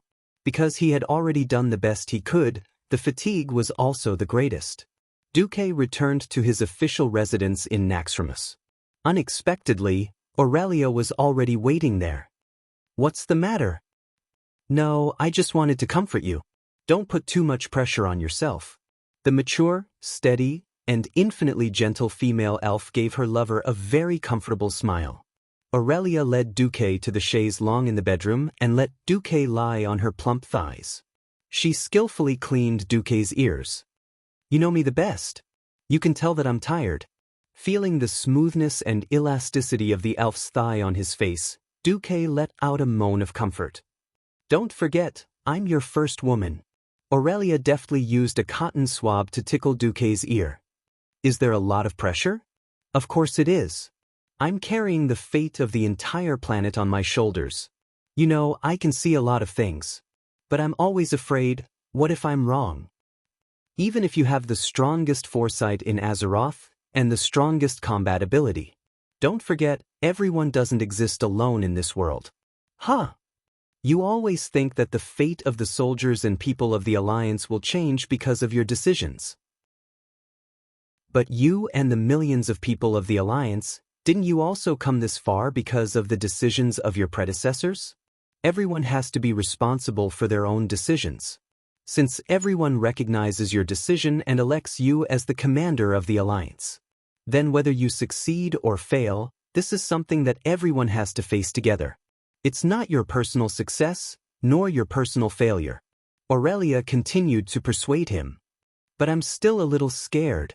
The more you have, the more you're afraid of losing. Maybe that's how I feel." Duque smiled bitterly. "I think being scared is actually a good thing. It proves that you are not arrogant, still have humility, and still have a heart of fear for the world. I think only this kind of leader is the most perfect leader." Activating his divine vision, Duque's vision transcended space. He quietly watched the sky outside Naxxramas, watching the unpredictable flowing clouds under the sky. At this moment, A string in his heart was faintly stirred. There seemed to be a lot of figures and things appearing in front of him. It was the heroes of Azeroth who should have died long ago in history, and the kingdoms that had long been destroyed. The powerful alliance now, the revived kingdoms, were more like illusions in the long river of history. Now, Duque seemed to see two histories with the same foundation, but completely different results, overlapping with each other. A gust of wind blew out of nowhere, bringing with it the aura of the past, mixed with the debris that flowed out from today's war. It gathered together in a frenzy, turning into a torrent of storms that traversed the sky, charging into the future. Duque suddenly understood something. Do your best, leave your fate to fate, and have a clear conscience. If you win, you have a harem all over the world. If you lose, you take your wives and run away. It was that simple. Duque was comfortable. And Duque's sword was also active. Even though Aurelia was an old married couple, she couldn't help blushing. After thinking about it, she put the sword back into its scabbard. 3 days later, the Alliance launched the largest attack in history on the tomb of Sargera's area. With the 3 major flying fortresses, Naxxramas, Dalajan, and Sky Fortress as the core, more than 10,000 flying ships, 100,000 tanks and armored vehicles of various types, 300,000 Titan creations, and 3 million Alliance soldiers, all pressed towards the tomb of Sargeras. Looking at the magnified optical image on the screen of the command post, Duque was filled with emotion. The tomb of Sargeras looked like an ancient building standing on a hill full of traces of seaweed. Next to the huge square brick road full of moss stood a semicircular arch decoration. It looked no different from other ancient ruins in Azeroth. Not many people knew that Sargeras's huge remains were buried under the ruins that covered a vast area. Long before the first year of the Dark Portal, when Aegwynn was still the guardian of Azeroth, Sargeras came to Azeroth again. Sargeras didn't appear in his original body, only part of his avatar. His target seemed to be Aegwynn, wanting to destroy her and open the way for the Burning Legion's invasion. The result was the opposite. He was defeated by Aegwynn, just like Archimonde on Mount Hyjal today, who died there. But unlike Archimonde, whose brain was mostly muscles, Sargeras was faking his defeat for his own plan. He could directly destroy all the planets in the universe, but he couldn't do anything to Azeroth. The active protective magic circle left by the Pantheon weakened him, and the stronger his own power, the more difficult it was to enter the world of Azeroth. Therefore, when fighting Aegwynn, his own power was very weak. After defeating Sargeras' avatar, Aegwynn was worried that if the huge body was left alone, it might cause more terrible consequences. But destroying it might release the nightmarish evil power within. Chapter 2034. Aegwynn finally summoned an island from the bottom of the sea. There was a long sunken night elf building on the island. She buried the body of Sargeras' incarnation in this building, and used the powerful power given to her by the Tirisfal Council to seal the remaining power in Sargeras' body here forever. This building full of night elf civilization buried the ancient secrets of Quell, Dorii. Aegwynn understood the mysterious power of the night elves. She used magic to protect the island so that no race could enter, and then she sank the island to the bottom of the sea again. She hoped to use this method to prevent mortals who were obsessed with power from finding this body, and then let this power harm the world. Unfortunately, later, people kept coming to break Aegwynn's magic. The ones who came were more and more formidable. First, it was Ghoul Dan of this world who broke the magic circle, and then he was torn to pieces by the demons who lingered in the cemetery because of Sargeras' evil energy. Then it was Illidan, Ghoul Dan's skull, Eye of Sargeras, and so on. Then it was the time point of Return of the Legion, where Ghoul Dan appeared again in another time point, and now the main force of the Burning Legion. In the sky, countless rays of light traversed the entire sky. Those were hundreds of thousands of cannons of the Alliance. The rumbling sound of the cannons made the entire sky seem to be filled with thunderclouds, and there was lightning and thunder every moment. Large caliber naval cannons and heavy railway guns were the main melody of the battlefield. From time to time, it was mixed with the crisp sound of medium and small caliber cannons, often dealing with the Burning Legion's air force that risked their lives to attack. Once the cannonballs engraved with holy light runes hit the demons, they would hit a small area of rain mixed with broken limbs and dirty demon blood in the sky. Countless demons rushed over, and when they broke into the short-range air defense circle of the Alliance fleet with all their strength, they would hit the short-range air defense circle formed by the Pentashade dragons, Wagri, and other Titan creations. That was the most cruel, bloody battle. Often, a face-to-face encounter, and a fresh life would disappear from the world. The demons were endless, and if the falling dragons didn't die on the spot, they could still be saved. The dead Alliance warriors, in addition to becoming the Forgotten, had a new choice, and that was to become Odin's Wagri. The Allied army was attacking fiercely, and the Burning Legion was not to be outdone. Almost every hour, there were 100,000 new demons joining the battle. That kind of cruel meat grinder-like battle made every soldier who participated in this war tremble in fear. However, the Burning Legion and Titan had simultaneously increased the number of troops they sent in, causing the Alliance's losses to be within an acceptable range. Within Naxxramas, Aurelia, who was standing beside Duque, said softly, "The resistance of the army is very fierce. Of course, it would be too fake if we could easily kill our way into Sargera's tomb. If you didn't know that Jaden was inside, even I would have fallen for it." Sasha put down her role as a mother for the first time in a long time. She was also dressed in military attire and stood beside Duque. Duque shrugged. "The tomb of Sargeras is huge, but it can't accommodate 100,000 human soldiers. We can't completely destroy the tomb and forcefully excavate it. This means that we can only send in a small number of elite experts. This guy Egg is very calculative. As long as the Alliance's elite team, including me, enters the tomb, more than 10,000 elite demons with strength comparable to that of a Void Lord will jump out and block all possible reinforcements." The three Windrunner sisters were all wearing cloaks and revealing battle armor. In order to pursue agility and speed, they had completely given up on defense. Queen Sylvaner stood up and looked at the three sisters. No matter what, they were very eye-catching. Queen Sylvaner said, "By the way, do you have a spy in the army who sends you messages?" Jaden is such a smart guy. As long as he has a little suspicion, he will directly kill his subordinates. The betrayal of the Eridar twins this time provoked him quite a bit. Queen Sylvaner rolled her eyes. "Then how do you know how many elites Jaden has hidden?" "Please, back in the ancient war, I was the one who opened the portal to Azeroth for Sargeras.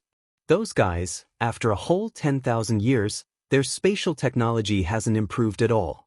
They didn't even find the little backdoor I hid inside. Who can they blame?" Duque looked speechless. It's fun to be mischievous."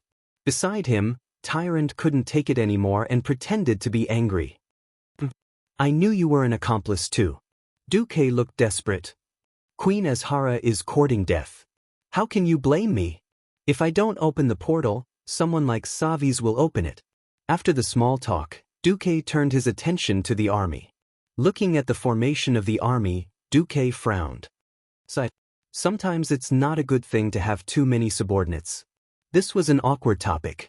In the past, when Duque played games like the Three Kingdoms, every general had a limit to the number of troops he could lead. At first, Duque didn't understand. Later, he realized that a general's talent determined how many troops he could lead. Anything more than that would only make things worse. In the Alliance, there weren't many leaders who had the talent to lead. Compared to the Alliance's current army, which had a total of 10 million soldiers, there were too few qualified commanders. Those who could be called generals were even rarer. After more than 30 years, there were still a few marshals who could lead less than 100,000 people. For example, Taylor, Bridget, Darian, Kilbutfetz, and the others. Those who could lead hundreds of thousands of troops were only Duque, William, Magni, Tyrant, Queen Sheila, and Jaina. Duke and William were the only ones who weren't too messy at the $1,000,000 level. Now that there were 3 million troops, it was basically up to Duque to deploy them using the system. From logistics to troop deployment, Duque took care of everything. That was why everything looked so orderly. If the Burning Legion had the ability to launch an all-out attack, there would definitely be a defensive area that would collapse due to the lack of ability of the commander. There was nothing that could be done about a commander who had come from the era of cold weapons. At times like this, Duque felt that he didn't have enough helpers around him. Just as Duque was feeling troubled, he suddenly laughed. "Ha! You bastards! Are you finally willing to come back?" Stormwind, Goldflash City in the Elven Forest. As an important city in Stormwind and even the Alliance, it had developed into a first-tier city in the past decade. With the war in full swing, millions of tons of food, ammunition, and other strategic resources were transported from all over the Elven Forest to Stormwind Port. From the extremely busy port, they were transported to the front lines of the Broken Islands.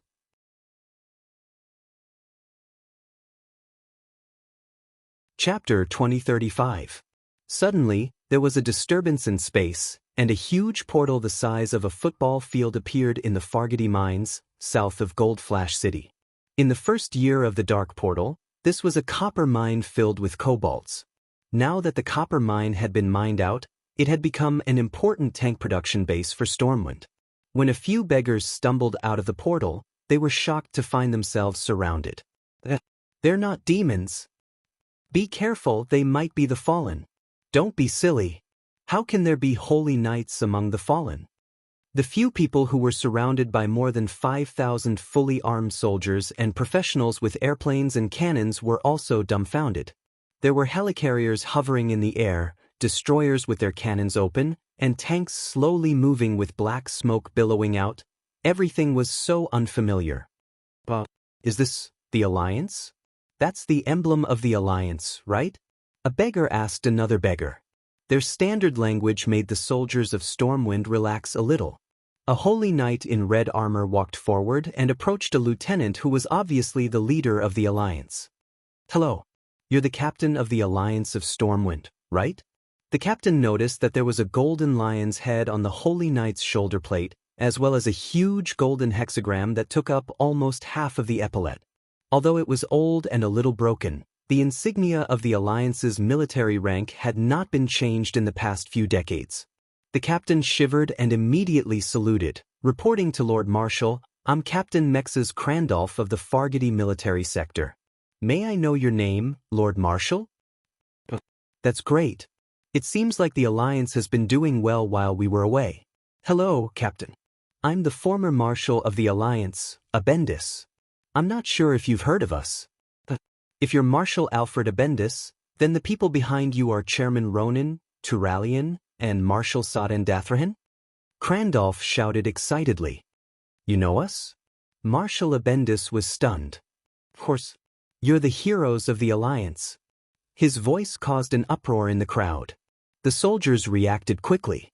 They stood at attention and shouted in unison, "Heroes of the Alliance, you have worked hard." Those beggar-like guys suddenly felt their throats choking. He had wandered for so many years on that godforsaken planet that was like a land of exile and suffered so much. But now, it seemed that it was all worth it. The four old fellows couldn't help but burst into tears. At this moment, the sky suddenly brightened. Another portal opened on the scene. Unlike before, this portal didn't startle the soldiers. When the portal opened, the first thing that appeared was the Alliance's lion head symbol. There weren't many existences who could casually open a teleportation gate. This was the privilege of Pharaoh, who was at least at the Radiant Moon realm. In the Alliance, the only person who had a lion's head with the symbol of the 7 stars accompanying the moon was the Alliance's commander, Duke Marcus. If it was really Abendis and the others who went missing, it wouldn't be strange for the commander of the Alliance to be alerted. The portal suddenly opened wide. A fiery red figure suddenly pounced out. Even though it had been almost 20 years, Alfred could still recognize the other party at a glance. His expression instantly changed from shock to boundless joy. "Baby, poor old father." The smile on Alfred's face instantly froze because his precious daughter, Bridget Abendis, actually didn't see him at first. Instead, she rushed past him and with a flying leap, hugged Ronan who was beside him. "Thank the heavens, you really didn't die." Without any nonsense, Bridget, who was still dressed in military attire and had clearly just returned from the battlefield, kissed Ronan fiercely just like that. From the 24th year of the Door of Darkness when she was sucked into the void, to the 36th year of the Door of Darkness, Alfred had spent a whole 12 years thinking about his daughter. He had fantasized countless times. If his daughter was well, what would she say to him when they met again? Who knew that this would be the outcome? An old father's entire body was petrified. A gust of wind blew, and suddenly the goddess-gazing stone was weathered. His entire body turned into something like cotton and dissipated with the wind. In the next instant, filled with rage, the old father decided he couldn't die yet. Alfred immediately came back to his senses and blasted out a son-in-law death punch, filled with rage. Ronan! A thunderous roar shook Ronan silly. In the next second, Ronan was struck by old Abendis' left hook with a dumbfounded look on his face. That face with a big scar on his nose, which wasn't too handsome in the first place, was instantly deformed by the heavy blow. First, he was forcefully kissed, then he was attacked by a comrade who had gone through thick and thin with him for more than 10 years. Ronan had no idea what was going on. He was dumbfounded. There's nothing wrong with this. Bastard, I've been your brother for the past 12 years, and you actually flirted with my daughter? Alfred was furious. Then, a small red fist rapidly enlarged in his field of vision. A certain old father was beaten up by the traitorous girl. Dad, how could you just beat up Ronan without saying anything? Bullshit. Didn't you also beat me up? He could think of it that way, but looking at his daughter whose heart had been completely stolen, Alfred was in despair. In the end, the two men covered their faces and groaned on the ground. The current Alliance Marshal, the leader of the Scarlet Cross Army, Bridget, who was known as the Bloody Tyrannosaurus, had her hands on her hips as she stood in the middle of the battlefield. This was the rhythm of the entire battlefield. At the side, countless soldiers were dumbfounded. The Alliance Marshal had beaten up the former Dalajan Kirin Tor, and now the Alliance Marshal had been beaten up by another Alliance Marshal. If it wasn't for the invasion of the Burning Legion, this kind of miraculous domestic violence incident would definitely make the headlines of the Azeroth Daily. On the side, Turalian and Cyan Dathrahan were laughing heartily without any sense of shame. No one had expected to encounter such an interesting incident as soon as they came back. Cough cough. Duque arrived and scolded those brats with a stern face. What are you all standing there for? All soldiers, return to your posts. You are forbidden to discuss this matter in public. Not in public? Then in private, hehe. Thousands of people covered their mouths and held back their laughter as they ran away. Duque didn't care about the Abendis family's trivial matter. Instead, he walked in front of the other two old paladins. Duque opened his arms. Old brothers, welcome back. Chapter 2036. Turayan and Saidan were stunned. It wasn't that they didn't recognize Duque. On the contrary, it was because they knew Duque that they found him unfamiliar. When they disappeared, Duque was already playing with immortality. What was unfamiliar was the natural elemental waves that overflowed from Duque's body. What? Didn't you guys secretly train for 12 years and become legendary heroes? Can't I step into the realm of gods and become a peak demigod? Duque said with a smile. Don't worry, the alliance is better now than it was before you left. Duque swept his gaze over the 4 big shots, and the smile on his face grew brighter. Was the look in his eyes when he saw a strong man. Who knew? Maybe you've received the news, maybe you haven't. Right now, the Burning Legion is launching a general attack on Azeroth. Azeroth needs your strength and wisdom more than ever. They have been out of touch for more than a decade. Actually, we don't mind starting from the bottom, Turayan said frankly. Before the 4 returned, they were indeed a little worried that they wouldn't have a position when they came back. They even thought that if there was a war, they would be willing to be veterans. Seeing the unfamiliar new flying battleships, tanks, and helicopters around them, they felt that they had entered the wrong era. Duque laughed. Sorry. The Scarlet Cross has expanded into 2 armies with 800,000 people. I even caught Mograine. That old guy cursed all day long, saying that I ruined his life. Do you think the Alliance and I will let you work for us as small soldiers? Duque's words stunned the four for a moment. Soon they knew why. A coquettish, handsome, and strong Gavin Radbad Luck jumped out of the portal. A slightly embarrassed Tyrion Fordring followed, rubbing the back of his head awkwardly. Then, a young, handsome, and suave Alexandros Mograine appeared. The three of them were obviously 18 years old, when their bodies were at their strongest. *CK. After following Duque for more than a decade, Saidan had long learned Duque's curse. Turallion was also stunned. Compared to his two old friends who were also part of the 5 Silver Sages, he and Saidan were simply old men. Marshal Abendis also had a strange expression on his face. *CK. His old partner was actually younger than his future son-in-law. The group of people gathered together and couldn't help but recall the scene 36 years ago when they followed their master, Alonsis Fail, to meet Duque. Old friends who had been separated for more than 10 years naturally had a lot to talk about. I don't want to return to my youth either. It's against the laws of nature. However, Duque used the survival of the human race to reason with me. When I heard, is the survival of all the humans on this planet more important? Or is your damned idea of not liking unnatural immortality more important?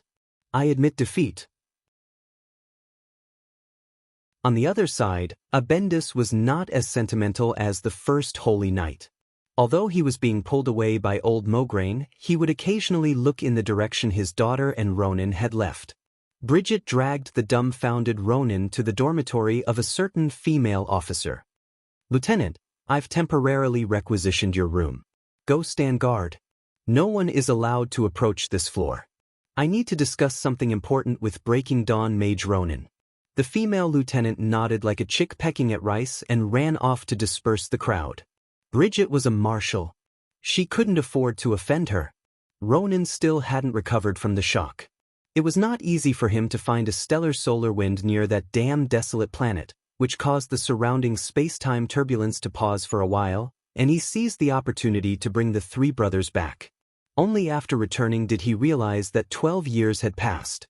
Then, Bridget, whom he once had feelings for, had turned from an 18-year-old girl to a 30-year-old woman. She even looked like she wouldn't marry anyone but him. Although he had dreamt of Bridget's sincere smile every night for the past 10 years, this was too dreamy. Bridget, I thought you were already. I didn't marry anyone. After you disappeared, I didn't want anyone. I just waited for you. I firmly believe that you won't die, Bridget said firmly. But we weren't lovers before. Bridget didn't say anything. She pushed Ronan onto the female lieutenant's bed and gave her CPR. Her green eyes stared straight at Ronan. We are now. But Lord Abendis suddenly said to marry you. I feel like it's a bit fast. Fast? It's been 12 years. Something that made Ronan speechless happened. Bridget actually started breaking armor. In just 10 seconds, all 5 layers of armor were maxed out, and her armor value dropped to 0. Ronan swallowed his saliva. What about now? The blonde marshal sat proudly on the mage and looked down at him. After being single for 12 years, Asao could compete with Diao-chan. Moreover, Bridget was already very beautiful and she took good care of herself. Ronan had fallen. On the other side, an hour had passed after they had finished talking about business. Duke returned to Naxxramas with a smirking Sin, a slightly embarrassed Turayan, Alfred, who became a father-in-law as soon as he came back, and Ronan, whose arms were wrapped around by a blissful Bridget and whose legs were weak when he walked. Duque first introduced the 4 to the Alliance leaders. At the same time, they were deeply shocked. There were so many new races in the Alliance? *CK. The Horde was dead, and even Sar and Wajin were in the Alliance? They were shocked, but what really moved them was that the Alliance still trusted them. After basic checks to prove that they hadn't been brainwashed by the Burning Legion, they were all given important tasks. Abendis and Sidon went to the Scarlet Cross to control a new army of 400,000 people. This army would participate in the general attack on Sargera's tomb. Bridget was originally the commander-in-chief of this army, but unfortunately, she wasn't capable enough. It was a bit messy when fighting, so her father and Saidan were suitable. Once Ronan returned, he immediately took control of the Dalajan mage squad. Kai Z gladly gave up his position because he was already too busy with the fire elementals. As for Turayan, Duque first brought Aurelia over. I forgot to tell you, I'm married to Aurelia. We have a daughter, Enilis, who's almost 10. Turayan didn't know and kept congratulating Duque. He didn't know if Duque had been too close to Isra recently, but Isra had been led astray by Onyxia. Recently, he often looked for Duque and used popping candy to play Desert Storm. Duque's vision was a bit blurry. He saw that Lillian's head was clearly white, but it was dyed with a green light. Starting a harem was bad. He would probably be stuck in it for the rest of his life. Chapter 2037. Turalian didn't know what Duque was up to, but that didn't stop Duque from secretly laughing. Of course, Duque was a good young man with integrity. Singing songs in his heart, clapping his hands, and shaking his buttocks with joy, this was something that would never happen. Even if he did, he wouldn't admit it. On the other side, Duque felt an inexplicable sense of joy when he saw Ronan being eaten by Bridget. Originally, Duque wanted to take Sasha for a spin, but when he saw Ronan's robe and a smear of dried blood, Duque suddenly wanted to laugh. A 30-year-old virgin, whiny with just a touch, Ronan, enjoy that kind of power that can suck dust while sitting on the ground. Duque wasn't in the mood to show off to Ronan. He accidentally picked up Ronan and Turalian's historical wife. This small sense of guilt and great pleasure faded as Ronan found a new love. There was a small incident here. Gavin Rad, the talkative guy, suddenly said, "By the way, Duque's daughter is already so big. Now that Turalian is immortal, age shouldn't be a problem, right? In the human kingdoms of Azeroth, women could get married at 14. That was about right. My daughter was my father's lover in his previous life. You want to steal my lover? No way." Duque's heart immediately sank. "You want to kidnap my little angel? You're asking for it." "Oh no." Just like blue dragons, who had their own strange views on love, some fell in love with a well, some liked a fairy sister who resurrected people in a graveyard. Turalian had the attribute of a bubble fairy. "Our Enilis is so cute, how can we let that old man Turalian take advantage of her?" In just a moment, Duque made a vicious plan in his heart. On the other side, Turalian obviously didn't take it seriously. He said righteously, "Don't joke around, how could I lay my hands on a little girl?" Aurelia was also very familiar with Gavin Rad. She immediately flew up and pretended to kick Gavin Rad's butt. The troublemakers screamed on the spot. Everyone was happy. Duque spoke up. "Turalian, the Alliance still values all of you. But after all, you have been here for 12 years. There are many things that you need to familiarize yourself with. Otherwise, you won't know how to lead a modern army. Right? Not bad." Turalian was in a good mood. A mage's war was more or less the same. Compared to Ronan, who wasn't completely out of touch, the three paladins were more unfamiliar with modern warfare. Even if Saidan and Alfred went to the Scarlet Crusade, they would first be Bridget's assistants. Duque casually picked up a rifle. Take this AK-47 for example. Oh, an automatic rifle. As long as you open the safety and press the trigger, you can kill an enemy with normal armor from 50 meters away. Turalian took it and tried it out. He found that this thing was really a killing machine for non-professionals. Even a 10-year-old child could operate it smoothly. Turayan nodded. "Indeed. The war is tense, and the Alliance doesn't have the time to update your knowledge. You had to learn and work at the same time. Right now, the Alliance has an important mission for you." Turalian stood at attention. "Please give the order, Commander." Duque snapped his fingers. Instantly, a magic mirror appeared in the air beside him. The large screen showed the image of a skinny female elf wearing a hood. Because she was too skinny and had a very deformed appearance, Duque and Turalian had the same feeling, that she was probably another elven variant. This image conveyed two things. She's running, and the Burning Legion is probably pursuing her. Sir Lama is in big trouble. "Who is she?" Turalian and the others all asked the same question. Duque shook his head. We can't be sure.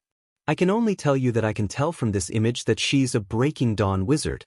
You should know that even in the Caldorii Empire, where magic flourishes, Breaking Dawn wizards aren't cabbages that can be found anywhere. Duque snapped his fingers, and Vashch, who looked like a high elf, appeared on the communication screen. Vashch saluted Turalian and said, if she's a night elf who advanced to Breaking Dawn through her own cultivation in the past 10,000 years, then I can't guess who she is. But speaking of Sir Lama, there are two great mages that are worth paying attention to. One is Alessandra, and the other is Talisa. During the Ancient War, they firmly opposed Queen Azhara's introduction of the Burning Legion. Obviously, the elves in Sir Lama survived after the explosion of the Well of Eternity. Duque said, now, the Alliance's division led by William is attacking the Night Fortress that Ghoul, Dan and his subordinates are occupying. This mysterious lesser elf is likely to represent a powerful former Night Elf resistance army. If the Alliance can obtain the assistance of this resistance army, it will be of great help to us in attacking the Night Fortress. Turalian puffed out his chest and sucked in his stomach. So my mission is to bring an elite team to contact this mysterious elf wizard, and then act according to the circumstances? Yes. I'm amazed by your diplomatic skills and ability to unite people during the second battle at the Dark Portal.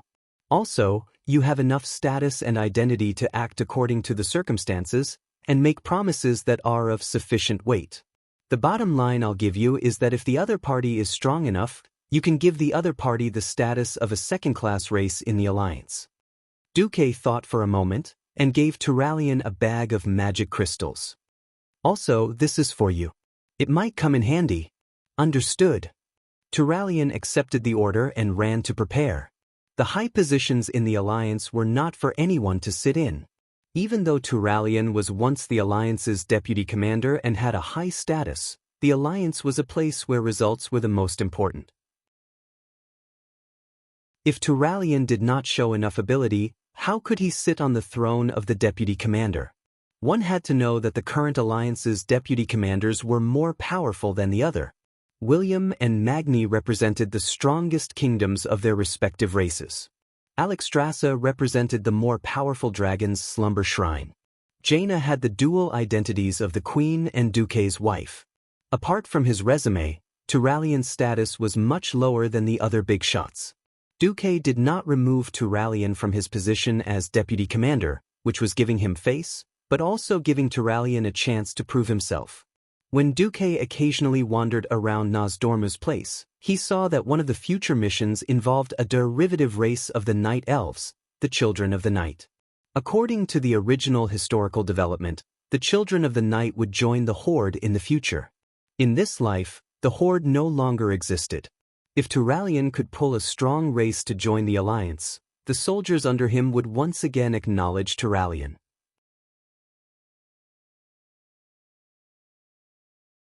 Chapter 2038. Reality had proven Turalian's ability. While Duque was leading his army to attack Sargers's tomb, and William was attacking the Night Fortress, Turalian was the first to achieve something. He first formed a team with Lilith Windrunner and Vale Era from William's team. They arrived at Sir Lama and found their target, Talisa, by following the signal left by the female mage in the mysterious message. Together, they found a stronghold. Frankly speaking, Talisa's appearance did not conform to human standards of beauty. Her skin was so blue that it was almost purple. She was tall and slender, and her facial features were sunken like a skull. Among humans, Talisa's appearance would definitely affect the appearance of the city. Turalian was a true gentleman. He did not look down on her, and instead gave this female elven mage enough respect. After a while, she believed Turalian. I'm Talisa, the chief arcanist under Grand Mage Alessandra. The Grand Mage sent me to ask for help. Alessandra was once famous for fighting against the Burning Legion. She led us to abandon Queen Azhara, who had embarked on the path of darkness.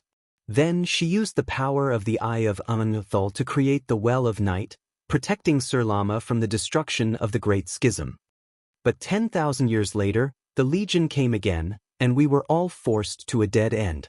Many people began to feel despair. In fact, she is considering forming an alliance with the demons, hoping to use the power of the Well of Night to save everyone once again. Her intentions are good. After all, even with the Well of Night, we have already lost half of our men. The atmosphere of pessimism is spreading. If not for the Alliance's quick arrival, I'm afraid Alessandra would have surrendered long ago. She is hesitating, but if the main force of the Alliance does not come soon, she will step on the path of no return. Turayan was overjoyed when he heard this. The Alliance's path to prosperity was to absorb races and forces that could fight against evil. If they could save this batch of children of the night, it would undoubtedly provide a great help to the Alliance.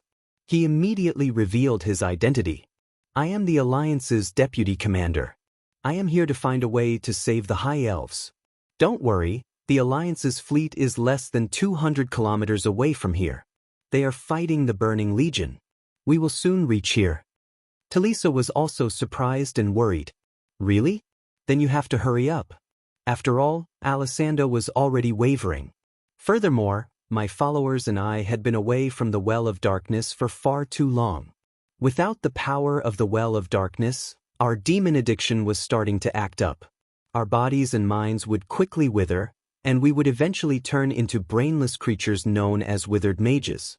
And the fallen night elves are the transitional stage of the withered mage. Turalian learned some more information through the conversation. The most important was that Alessandra was originally very confident.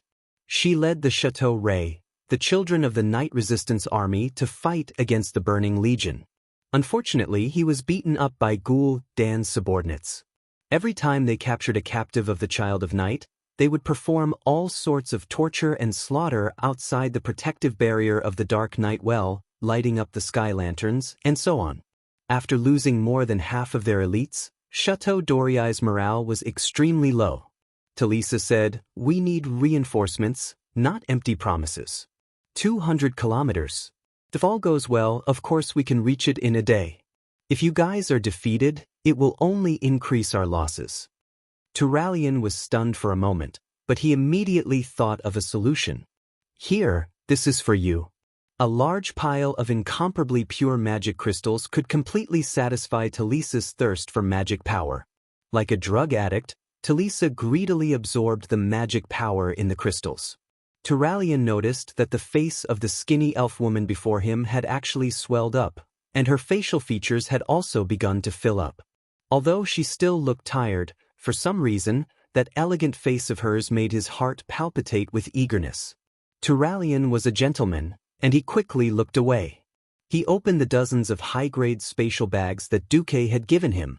A strange weapon appeared in front of Talisa and her subordinates. This is the Alliance's new AK-47 automatic pretentious rifle. Each magazine is equipped with 30 special bullets engraved with holy light runes. As long as it's within 60 yards, even a child can use it to kill demons below the elite level. Really? Like a qualified arms dealer, Turalian immediately took out the second weapon. This is the RPG punches your chest rocket launcher. It's loaded with highly concentrated solid holy water.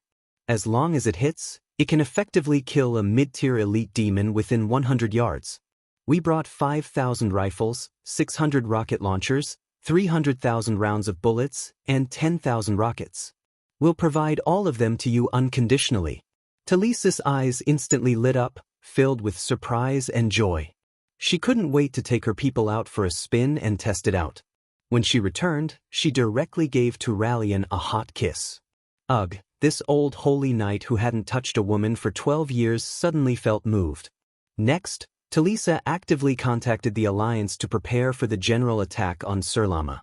She also combined the research results of her good friend and began to rescue and contact the scattered children of the night who couldn't enter the protection range of the Night Well in time. She used the Alliance's new infantry training method to train the children of the night. At the same time, Talisa let Valilla infiltrate Surlama City as a spy. With the help of Lady Moon and Venzer, she disintegrated the surrender faction of Surlama's upper echelons from the inside, roped in the suffering citizens, and assassinated some key figures. As time passed, 15 days later, Duque received news that Varian had conquered the Night Fortress. It wasn't strange that Varian had beheaded Ghoul Dan. What was strange was that Turalian and two blue-skinned female children of the Night Archmages knelt on one knee in front of Duque. Turalian, what are you doing? I'm sorry, I'm guilty. I exceeded the authority given by the throne conference. How so? Duque raised his eyebrows. This kind of thing could be big or small. If Turalian agreed to give the children of the night the status of a first-class race, many of the leaders of the throne conference would probably be unhappy. It was I, Alessandra, who suggested it. We are high elves and we don't believe in empty promises. Only bloodline is the key to maintaining the alliance. That's why I proposed a marriage alliance with Sir Turalian.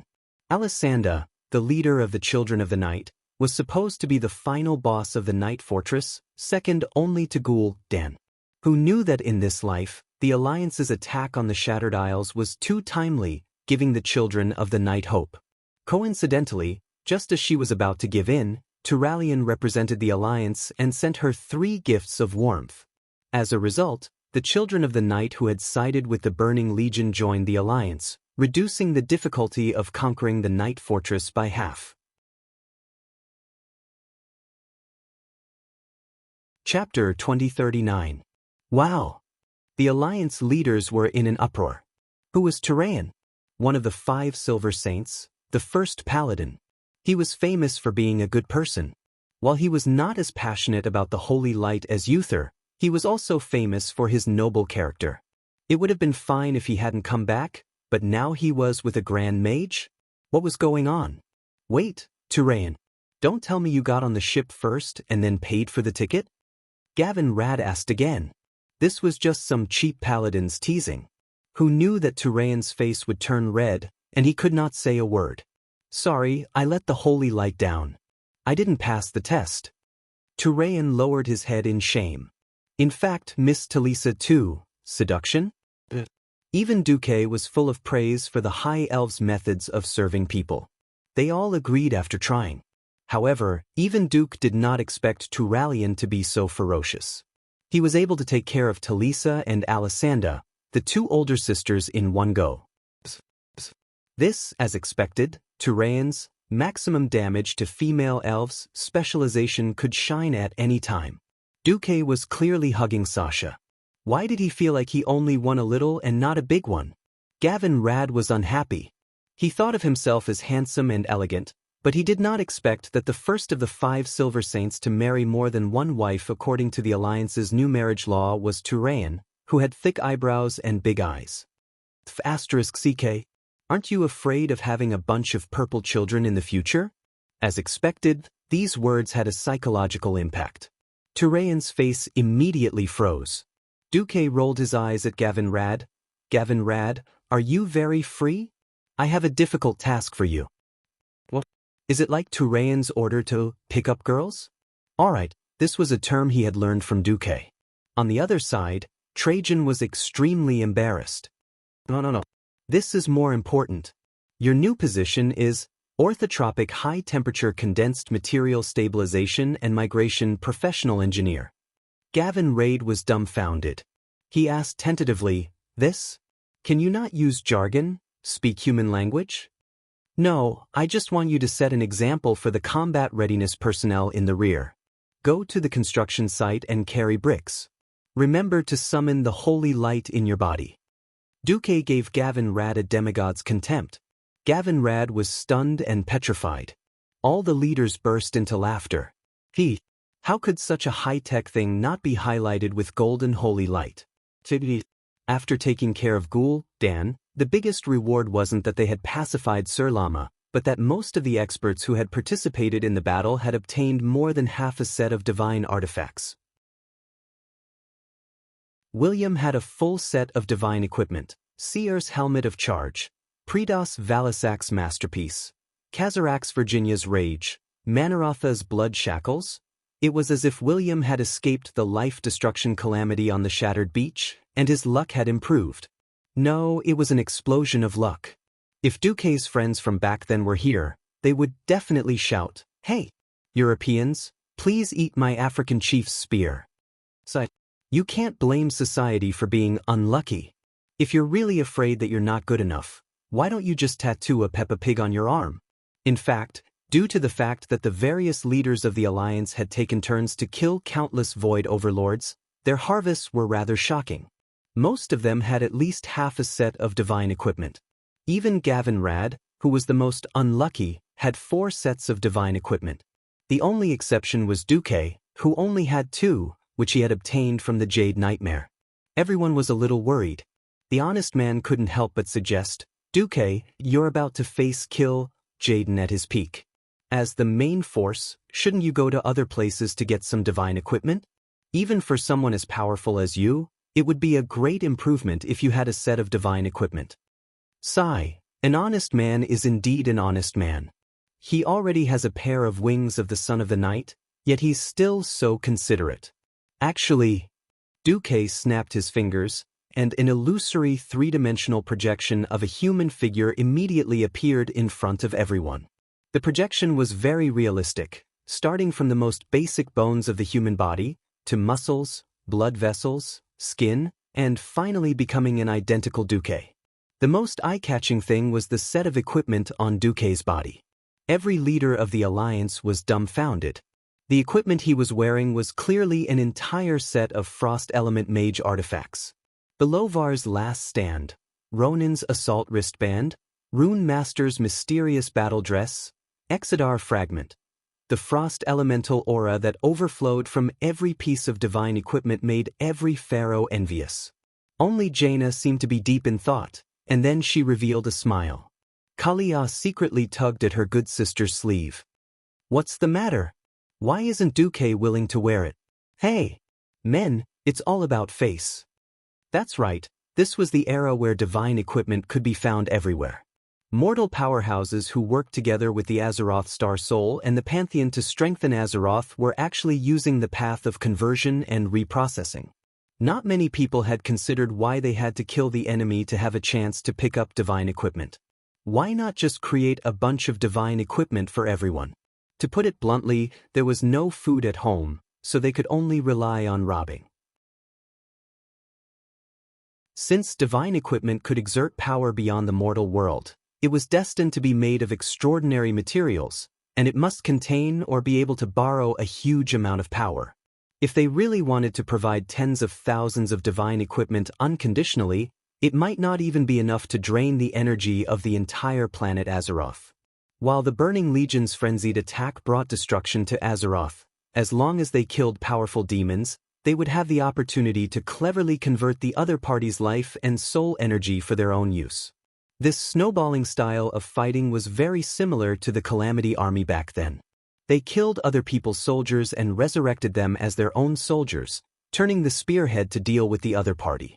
The Pantheon released a large number of blueprints and charging methods for divine equipment, making this batch of divine equipment more like a product made on an assembly line, and it was more widespread.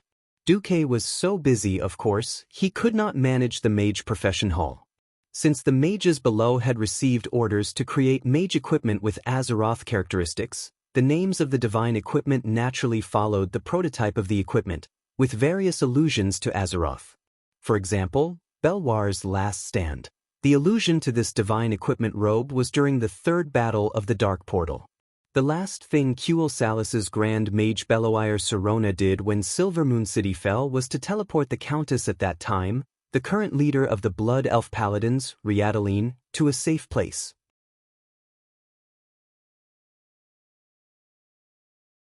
Chapter 2040. Another example was Ronin's Assault Wristband. The inscription on the wristband was, "Powerful mages like Kirin Tor leader Ronin often use magic wristbands to stabilize the magic that spills from their fingertips."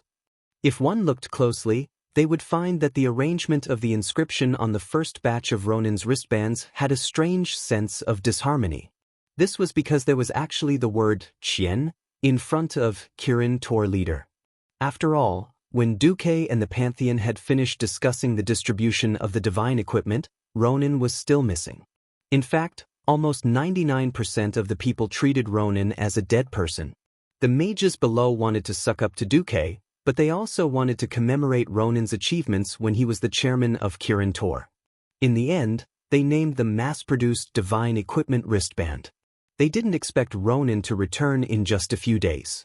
How embarrassing! The group of mages had to think of a way to change the inscription. Otherwise, Ronin would become the chairman of Kirin Tor. Even if Ronin was a good person and didn't pursue the matter, if some of Ronin's followers or brainless fans pursued the matter, the group of Pharaoh in charge of finalizing the inscription would also suffer. They also didn't expect that this batch of revised inscription wristbands that had lost their divine powers would become rare treasures. Moreover, the people below sucked up to him. Every set of mage divine equipment had a divine equipment with the same name. That was Duque's magic crown. It was praised as the Lord of the Four Elements, the Master of the Weave, and the strongest mage god of Azeroth, Duke Marcus. The people below could use this divine equipment and even be proud of it, but Duque was too embarrassed to use it. This was no longer business flattery, this was simply shameless self-praise. There were similar mass-produced divine equipment such as the Ice Element Necklace, Jaina's Wisdom, and the Fire Element Belt, Kale, that's Phoenix Belt. How could Duque wear these divine equipment? In this life, Ronin and Jaina were Duque's disciples, and Kai Z was Duque's direct subordinate. Think about it, if a divine equipment named after a disciple and subordinate was worn by Duque, thief embarrassment plus 10,086. Everyone understood this point, and when they saw that Duque was only using a mirror image as a clothes rack to wear these artifacts, it was not hard to understand. They all laughed evilly. Since Duque had a set of divine artifacts with him, there was nothing to worry about. Everyone's focus was on how to deal with Kill Jaden. This cunning and powerful commander of the Burning Legion was definitely the scariest enemy of the Azeroth people, even above Sargeras. As a fallen titan, Sargeras had never truly entered planet Azeroth. Everyone only had a vague idea of how powerful he was. Regardless of whether it was its abilities, destructive power, or even its basic physique, he didn't know much about it. Facing a powerful enemy who only had a vague experience, no one felt that it was real. Kill Jaden was different. Many of the veteran leaders in the Alliance had fought against the egg in the Battle of the Sunwell. Although it was only an egg that had only half of its strength and was stuck in the toilet bowl of the teleportation channel, it did not prevent everyone from personally experiencing Kill Jaden's strength. This time, the egg had made a comeback. Even though everyone's strength had already skyrocketed, they still didn't feel like they could defeat the egg. Of course, the people of Azeroth had their own confidence.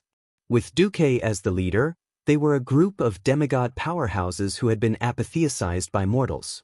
They were the strongest, and the ones that the Alliance was the most proud of. Whether it was the Green Tide of the Orcs, the Bone Sea of Calamity, or the World Destroyer Demon Army, Duque and the others had never been afraid.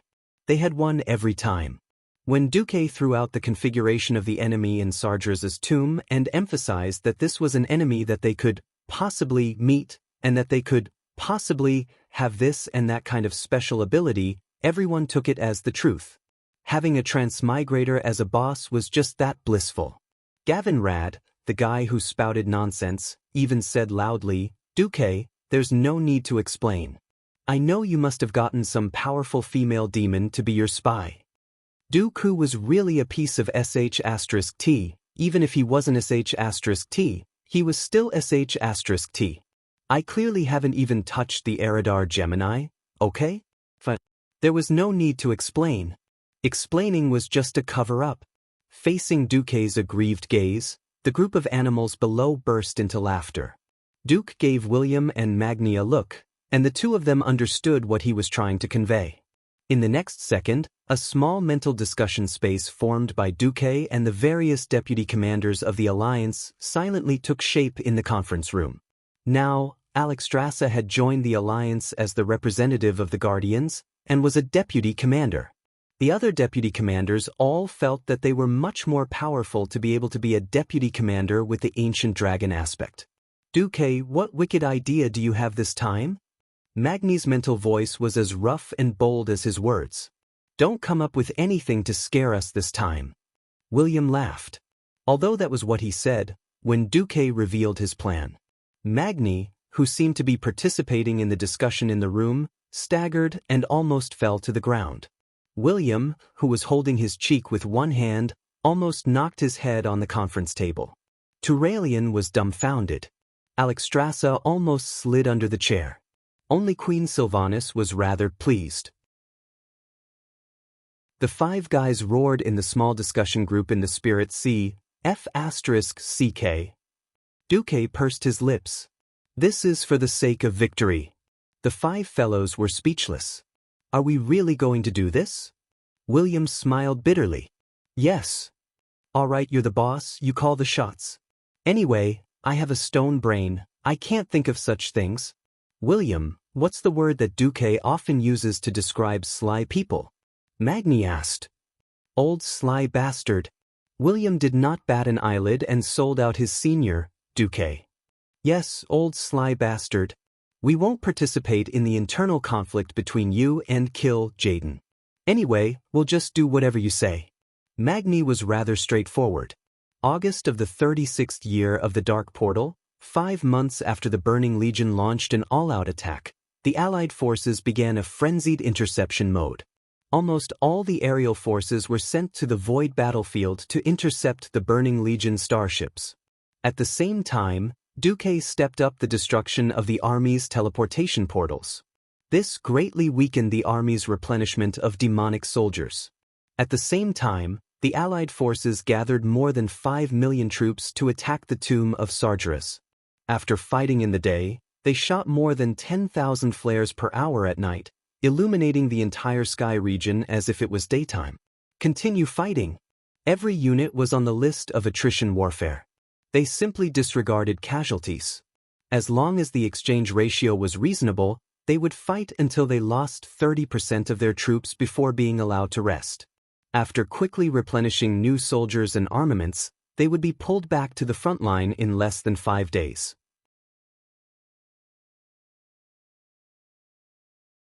Chapter 2041. Duque seemed determined to pour all the weapons that the Alliance had stockpiled for 10 years into the tomb of Sargeras within a week. It was very easy for anything to go from quantitative change to qualitative change. When the Alliance unreasonably used a large number of holy light weapons to bombard the target area, all defenses became mere decorations. The lack of a large magic formation was the biggest failure of the Burning Legion in the tomb of Sargeras.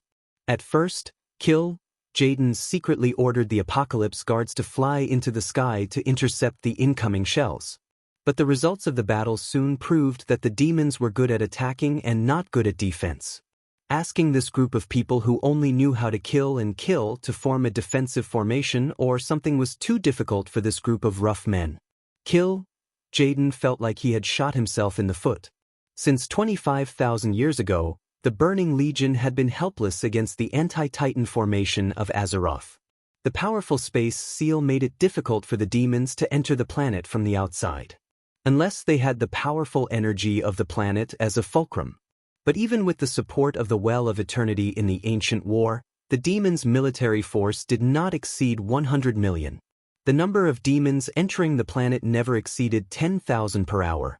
Many battles proved that whether the Burning Legion could gain an advantage was closely related to whether they had a local energy source, and whether the local army could react in time. If they reacted in time and cut off the energy source of the portal, the demon army would be a problem. Jaden would never have thought that if it was at this point in history, 3 of the 5 dragon aspects would have fallen in Azeroth, leaving only Alexstrasza and the second blue dragon king Kalegos. This caused the space formation of the Void battlefield to collapse, and the Burning Legion would be able to enter and exit at will. In this life, the Alliance's reaction was too fast. That premeditated ambush made the Burning Legion very uncomfortable. Moreover, the existence of the 2 satellite fortresses around the planet brought irreparable damage to the Burning Legion. Things like planet destroyers were gone once they exploded. Without the planet destroyers, the Burning Legion's military force was greatly reduced by the assault ships. This was why Jaden couldn't launch a counterattack under the Alliance's fierce attack. Bastard! Bastard! Bastard! At the bottom of Sargera's tomb, the egg was cursing. "Commander, what do we do now?" an abyssal lord asked. The egg waved its crimson claw. "There's no other way. The key now was to lure Duke Marcus into Sargera's tomb. As long as he, the strongest demigod proficient in spatial magic, falls into our trap, then the situation will open up." That's right. He didn't even need to kill Duque on the spot. Just the energy shielding effect of Sargera's corpse alone could prevent Duque from controlling the entire alliance. Kil'jaeden believed that once the alliance lost Duque, all military coordination would drop by more than a level. After all, not many of these native beings were proficient in space warfare. With the Dragon Sleep God Temple's method, the Burning Legion would definitely be able to play around with those big lizards in the void battlefield. Once the number of demons had increased, they would be able to send out more Eridar wizards to open the portal and send in more demons, creating a snowball effect. "Commander, what if that Duke Marcus doesn't come?" "Impossible. He should have guessed that I've already descended here, but he can't confirm my existence. My secrecy is absolute. Even if he confirmed it, he wouldn't have the courage to let me go. As time passes, our Burning Legion will be able to revive Lord Sargeras in Azeroth. Titans were too huge. During the Ancient War, Sargeras had desperately shrunk his body in an attempt to squeeze into the portal. But no matter how much he shrunk himself, the mass of a Titan and the energy contained within his body couldn't be easily changed. Thus, Sargeras's plot was to cut himself into pieces and transport them over bit by bit. Finally, he would be reassembled in Azeroth, which meant resurrection. Finally, he achieved the mission of dealing with Azeroth. That was how he had used a clone to come to Azeroth and kill Aegwynn. Then, he hid his soul in Aegwynn's stomach, and finally used Aegwynn's son to smash Medivh to cause trouble. Now, this plot had reached the final step, resurrection. It wasn't that easy to resurrect a fallen Titan.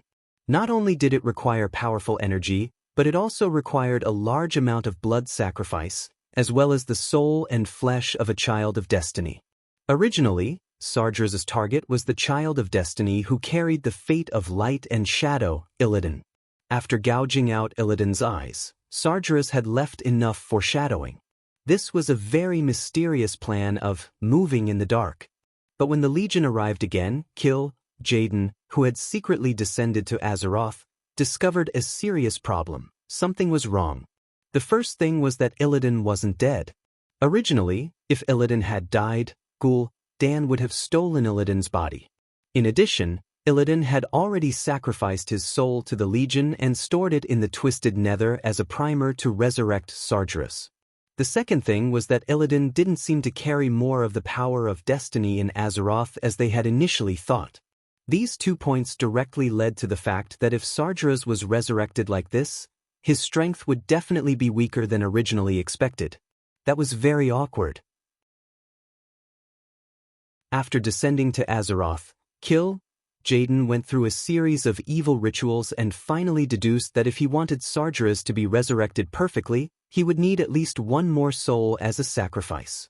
That was the soul of Duke Marcus. Unknowingly, this magical human had already obtained the trust of the Star Soul of Azeroth in one battle after another, and dominated the fate of the entire planet. As the Child of Destiny, he was even more valuable. In a sense, it was his great achievements that made the Star Soul willing to give him more power and place more hope on him. So if he wanted to destroy Azeroth and resurrect Sargeras perfectly, he had to catch Duque. This was the reason why Kil'jaeden had been holding back when he launched the Legion's invasion in the past few days. Originally, Kil'jaeden was prepared to fake the competition and let these natives be a little more.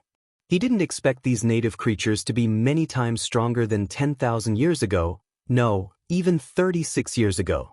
Without his permission, these mortal creatures used their own methods to destroy the Burning Legion's army with incomparably violent momentum.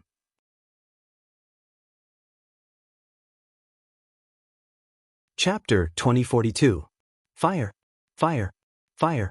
Don't be afraid of running out of ammunition and cannons. Our commander has already filled every warehouse with those things. Bulang yelled. The Holy Light rune cannons were quite effective against demons. However, they were a little troublesome when used in the military. The lifespan of the cannons would decrease with the accumulation of large amounts of holy light elements. After firing 200 rounds, a tank's cannon would become useless.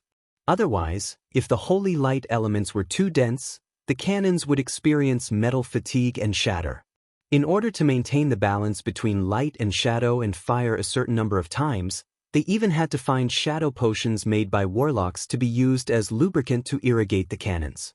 From the railway cannons with a diameter of more than 800 millimeters, to the main cannons of battleships, to the 203 millimeters of heavy cruisers, to the 155 millimeters of light cruisers, to the 100 millimeters of destroyers, and finally to the 88 millimeters, 40 millimeters of anti-aircraft cannons, and field cannons for street battles. The cannons of the Alliance formed a perfect gradient from high to low. As for the infantry, each squad was equipped with at least 5 improved Iron Fist X rocket cannons. This allowed mortals to have enough weapons to fight against demons. Such a top-down reform of black technology was far better than relying on millions of ordinary people to put on a pile of divine artifacts and fight with their bodies of flesh and blood. Although the method of mass-producing artifacts allowed mortals to obtain the power to contend against armies, it was also a great blow to the vitality of the planet. After this earth-shattering war, the entire planet would degenerate. The concentration of elements would greatly decrease, and magic would no longer be powerful. This would be the so-called end of days. Deity used black technology to equip the entire camp with tens of millions of troops, greatly reducing the pressure on Azeroth. This was also why the Alliance could suppress the Burning Legion on local battlefields. With the firepower support of the Alliance that even the Titan Legion was surprised, the Titan creations were even more ferocious. The coordination of the infantry cannons of the veterans was the Alliance's greatest treasure. The method of indiscriminately bombarding the enemy's position before charging forward was far better than using the Titan Giants' creations and relying solely on their bodies and strength to face the enemy head-on would result in fewer losses. Also, the coordination of the Holy Light faction's infantry cannons was far more impressive than the infantry cannons of modern warfare on Earth. Cannons of Holy Light didn't mind friendly fire.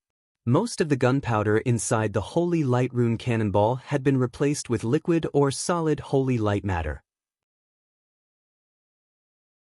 Apart from the shrapnel when the cannonball exploded, the Holy Light matter was harmless to Titan creations. This could easily achieve the feat of firing at me. As long as they sent more thick-skinned Titan creations, such as those Iron Colossuses, they would basically not be at a disadvantage against the demons. While the devil was dismantling the Colossus into parts, the devil was also half dead from the bombardment. With Deity's accumulated good karma, the Titan powerhouses that he had saved so many times had become the biggest factor in their victory. Attack! Mimiran's electronic eyes flickered as he shouted from the safety of Naxxrama's command post. Countless iron dwarves, spider robots, and heavy tanks took the lead and charged at the demon guard groups of the Burning Legion, which had already been bombarded into a mess. Basically, after the mechanical army fought one wave, and by the time the Alliance's professional corps and Odin's Waggly's second wave went up, the battle in the area had already ended. On the 10th day of the mad attack on Sargeras' tomb, when multiple reconnaissance teams reported that there was no organized demon army surging out, the entire Alliance command post burst into thunderous cheers. Ha! Go to hell! Demons! Go back to your twisting nether! Deity clapped his hands. Attention, now it's the Guardian team and the Alliance's hero team on the field. Here in Sargeras' tomb, the mission of the mortal troops had been completed. At least the Alliance powerhouses didn't have to expend a lot of effort to break through the entire demon formation to break into Sargeras' tomb. There were still quite a few demons, and the demons that were generally 5 or 6 stories tall were naturally dealt with by the Alliance's elite teams. Go! Lena Thunderspear was piloting a short Gundam. She leaped into the air, and her mechanical short legs made a posture similar to a moonwalk. Then, she smashed a 3-story-tall Abyssal Lord-type demon with a hammer. The Lord of the Abyss was a species that was used for charging. Dodging and whatnot didn't exist. When a head-on attack didn't work, it would turn into minced meat. Two Shivalas rushed up and shot a series of ice arrows at Milhouse's Mana Storm on Lena's Gundam, turning it into a sieve. The second-tier heroes of the Alliance used their mechas and their martial strength to open the way for the Alliance's most elite assault force. They killed their way to the entrance of Sargeras' tomb. Alcavan and the other 3 Guardians used their huge 10-story bodies to block the entrance after everyone entered. This was to cut off the possibility of other demons coming to support them. In the depths of the graveyard, Kill Jaden frowned. The Alliance's lineup was too gorgeous. The Guardians were Odin, Torim, Freya, Hodier, Mimiron. The god of the wilderness was Goldring, Tortola, Awina, and the Bear Brothers. The mortals were led by Duque and Magni Bronzebeard, who were fully equipped with divine artifacts. For some reason, the mortals were all wearing thick robes that covered themselves tightly. But from their armor and body size, one could generally tell that the Alliance had sent out all its heroes this time. Basically, only second-tier powerhouses and commanders like Bulang Bronzebeard, Daneth Trollbane, and Bridget were left outside to maintain command of the army. The most capable of fighting were all here. Even though Kill Jaden had arranged a large number of powerhouses in the graveyard, he still felt that it was a little difficult. Outsiders might not know, but Kill Jaden obviously knew that this batch of Guardians in Azeroth was special. Back when the Titans descended on Azeroth, they had racked their brains to destroy the Darkness Empire. The Titans were simply too huge. The Titan Avenger, Agrama, was worried that if they were not careful, they would cause irreparable damage to the Star Soul or even take its life. In order to solve this problem, he proposed to create a powerful construct to act on their behalf and completely destroy the Darkness Empire according to their wishes. Thus, under the leadership of the great forger Kaz, Garoth, the Pantheon built an army whose source was from Azeroth, Ashier and Vanier. Ashier was made of metal and wielded the power to command storms. Vanier was made of rock, and the earth was under their control. And these 2 powerful beings were called the Titans' creations.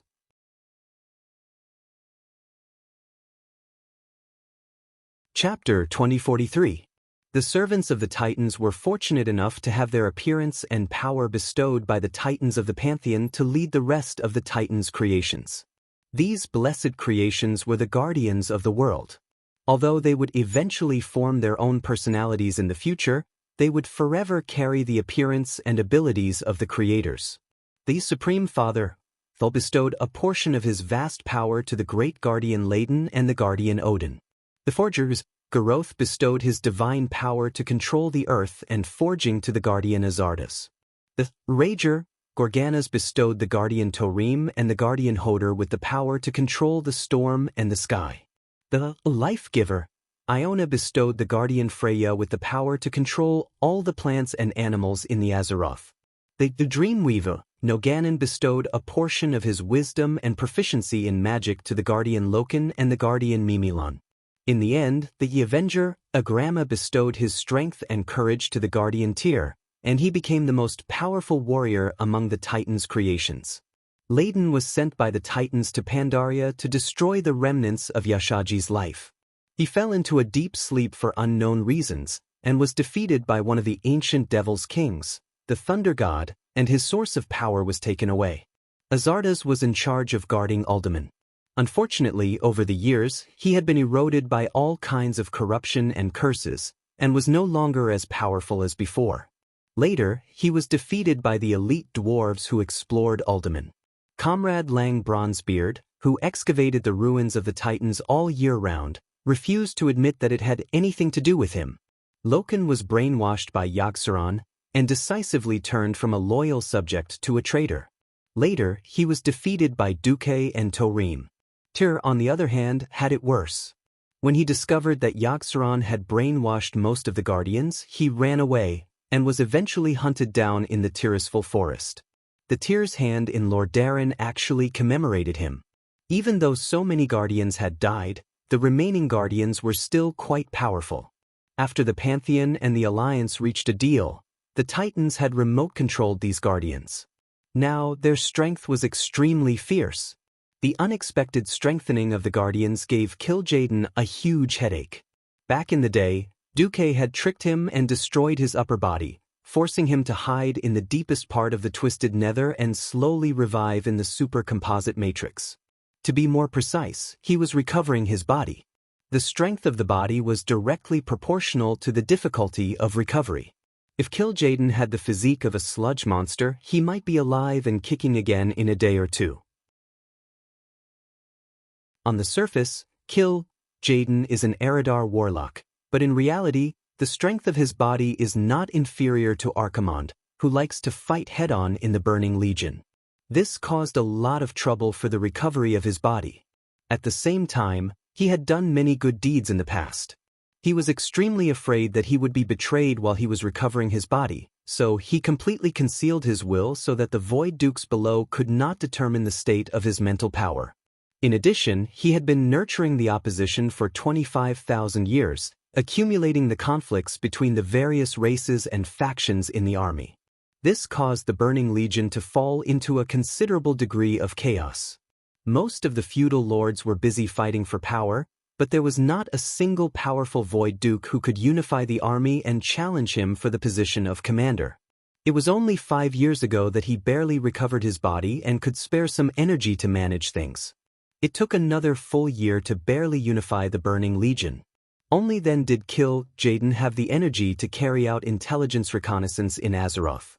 Very quickly, he discovered a serious problem. So many years of lack of intelligence had caused a gap in the intelligence system. The worst part was that it was because of the two hateful traitors, the Eridar Gemini twins, who were standing in the way. In addition, the Alliance had unified the mortal forces in Azeroth, and there was no effective place to spy on Azeroth. Back then, when Kil'jaeden's most outstanding intelligence demon was in the position of anti-spy, it was a nightmare. Whether it was the lowest level succubus, the higher level Shivala, or the female Eridar, none of the demons could get any effective intelligence. They only knew that after the Battle of the Well of the Sun, the Alliance had won one battle after another and had never lost. Moreover, they were on the same side as the Dragon Slumber Temple and Otter. The Alliance was also actively preparing for the Burning Legion's return. The asymmetry of intelligence caused a lot of inconvenience. If it was any other planet, with the Burning Legion's overwhelming military strength, there was no need for any tactics or strategies. They could just charge and be done with it. Azeroth was different. The Burning Legion had been defeated here many times. As a last resort, Kil'jaeden tried to tempt the two traitors, Aureus and Caelorus. Not only did he promise that as long as they returned to the Legion, he would let bygones be bygones. He also promised them great benefits, saying that as long as they returned, he would make them the Legion's deputy commander-in-chief. Who knew? They steeled their hearts and only left behind a sentence of, "Kil'jaeden, we know you too well," before leaving. Anything else was just, "I don't want to listen to the tortoise's scriptures." Brother Egg was furious. That's right, they knew him too well. Even if he let them go for the sake of victory, with his personality, he would definitely settle the score after the fall. The failure of the intelligence work only improved when he handed over the work to the matriarch, Saslin. However, his understanding of the Alliance was limited to the middle and low-level officers. Once it reached the top, it suddenly became extremely difficult to infiltrate. All the high-ranking generals, nobles, and their families were protected by paladins from the Silver Hand and holy priests from the Church of Holy Light. Even if the high-ranking officers didn't believe in the Holy Light, they would be baptized by the Holy Light and Holy Water on a regular basis. In order to hoard arms and food, the Alliance implemented a national rationing system, which made the value of private property temporarily fall to a negligible level. Without privatization, there was not too much greed. And the desire for survival could continue to maintain the Alliance's enthusiasm for production and work from top to bottom. Races were about to go extinct and the planet was about to be destroyed, so don't talk about the 8-hour workday and human rights. Although Kil'jaeden also knew that the best countermeasure to deal with such a tense approach was to ignore it and attack from the back, his boss Sargeras refused. It was precisely the asymmetry of intelligence that caused problems in Kil'jaeden's formation. Because there were too many strong people on the Alliance's side, Jaden had to change the original method of each leader guarding the checkpoint to a swarm.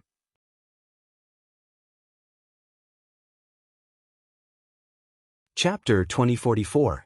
On the second floor of Sardra's tomb, Jaden chose the largest underground square and let several leaders swarm over. Gross, a once incomparably powerful lord of the abyss. As punishment for his past failures, Gross's entire body was covered in burns. The current Gross was like the hellfire of the army. His entire body seemed to be made of burning green stones. Apart from the four-legged dragon-shaped lower body and the fat upper limbs unique to the Lord of the Abyss, it was basically impossible to tell that he once had a noble identity. Every movement of the beast caused his flesh to crack and crackle, and at the same time, it was accompanied by endless pain. As a powerful combat creature, he was appointed by Jaden as the first boss of Sardra's tomb. He was happy to inflict this pain on all those who challenged him. Whether it was as the Lord of the Abyss or the current molten monster, he was always at the front. "Ah, for the army!" he roared and rushed towards the wall of flesh and blood formed by the huge guardians. Just as he was about to rush in front of the Alliance powerhouses, this molten monster fiercely smashed the ground with its two thick front legs. The earth was surging, and green lava that could be seen with the naked eye passed under the solid floor, arching up an entire row of floor tiles with a crackling sound. When the molten was about to rise into 3 black lava pillars that would take 10 people to wrap their arms around, the Ice Guardian Hodier shouted, "I'll do it." The huge frost axe fiercely struck the ground, and a wave of frost elements that were even more powerful than Gross was injected into the ground. At the same angle, it met the lava flow head-on. The lava flow, which had yet to fully unleash its violent destructive power, directly cooled down. Even the lava pillars were instantly brittle and shattered on the spot. Not only that, but the huge wave of frost that was pressed back even rushed out of the ground and completely froze one of Gross's legs. "Demon, let me, Hodier, have some fun with you." The 10-story tall guardian stood in front of the 5-story tall Gross. It's a little like the big bullying the small. On the other side, the Fiend Tribunal group launched a surprise attack. They were aiming at Freya, who was standing a little outside. Jaden had long expected that the mortal army would invade the tomb of Sargeras, so he summoned his best hunters, Atigon and Belloc, to surround the invaders and prevent them from using the Pillar of Creation to go deeper into the underground city. Unfortunately, if they were used against mortal experts, they would be quite powerful. But his opponent was Freya, so it was not enough. The moment Hodor counterattacked Groth, the demon duo's giant scythe sliced through the Nature Guardian's neck, and a gust of demonic wind blasted Freya's body. It seemed that Freya was in a miserable state. If she was a mortal expert, she might have been defeated by this combined attack. At the same time, Freya nonchalantly stabbed the defenseless Atigon in the chest with a karate chop.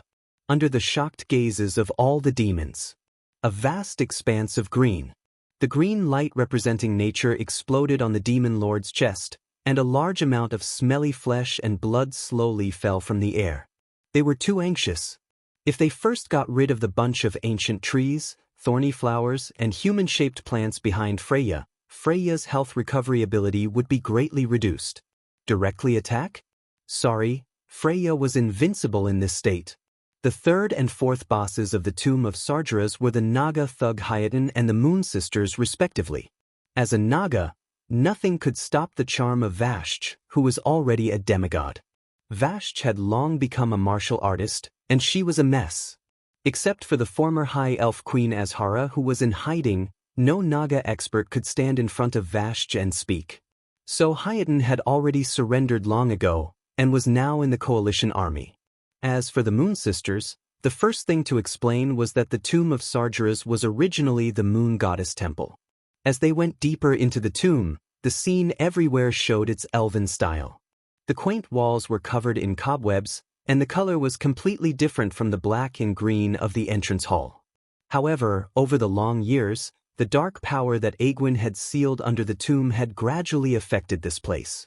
Before Sargeras' incarnation was buried under the Moon Goddess Temple, the Moon Sisters had long become the temple's guards. Even after death, they were still loyal to their duty. But in these thousands of years, something had distorted their ability to distinguish between friend and foe. Madness slowly engulfed them. Now, anyone who entered this temple would be executed by them. Unfortunately, only Duque was so extravagant, and had long gotten a token from Elune. Well, when the current high priest, Chandris, lifted her robe and appeared with the divine object that Elune had bestowed upon her, the Moon Sisters immediately became loyal subjects. This scene made him so angry that he stomped his feet. Unfortunately, whether it was the leader of the Burning Legion or the guardians of the coalition army, they were all bloody bulls. Compared to the guardians that were 10 stories tall, most of the space in the tomb of Sargeras was narrow. This meant that there wasn't much space for the guardians to gang up on. A few mortal powerhouses were left behind to help, and the main force continued to descend. The fifth was Saslan. As matriarch Shivala, who was the least likely to jump to the side of the loyal subjects, a tough battle was inevitable. According to what Daddy Blizzard had said, matriarch Saslan's introduction was that she devoted her life to using her dark will to bind marine creatures. Relying on this power, she summoned terrifying nightmares from the depths of the sea that could drown all enemies who dared to challenge her. Sounds awesome, doesn't it? To put it bluntly, it could be described in one sentence. The other party didn't want to talk to you, so she threw a murloc at you. Elite murlocs with HP comparable to mini-bosses would stick to someone like sticky candy and harass them in all kinds of ways once they jumped on them. Under normal circumstances, Saslan had to rely on her own skills to solve the problem. In addition, there were annoying giant squids, fat fish, jellyfish, and a bunch of other marine creatures. But this time, Saslan's opponent was Torim, the Thunder Guardian. Towards these inconspicuous little guys, Torim's entire body was filled with lightning. No matter what they were, he wouldn't even think about it. He would raise his hand and strike their whole family, turning all the seafood into a family bucket of lightning. As expected of a grandpa. He directly activated the thunderstorm, shrouding the entire shallow and deep waters in a thunderstorm composed of thousands of lightning snakes. After a few rounds, matriarch Saslan screamed and was hit by Torim's thunder sledgehammer. Black smoke rose from her body, and she lay dead on the spot.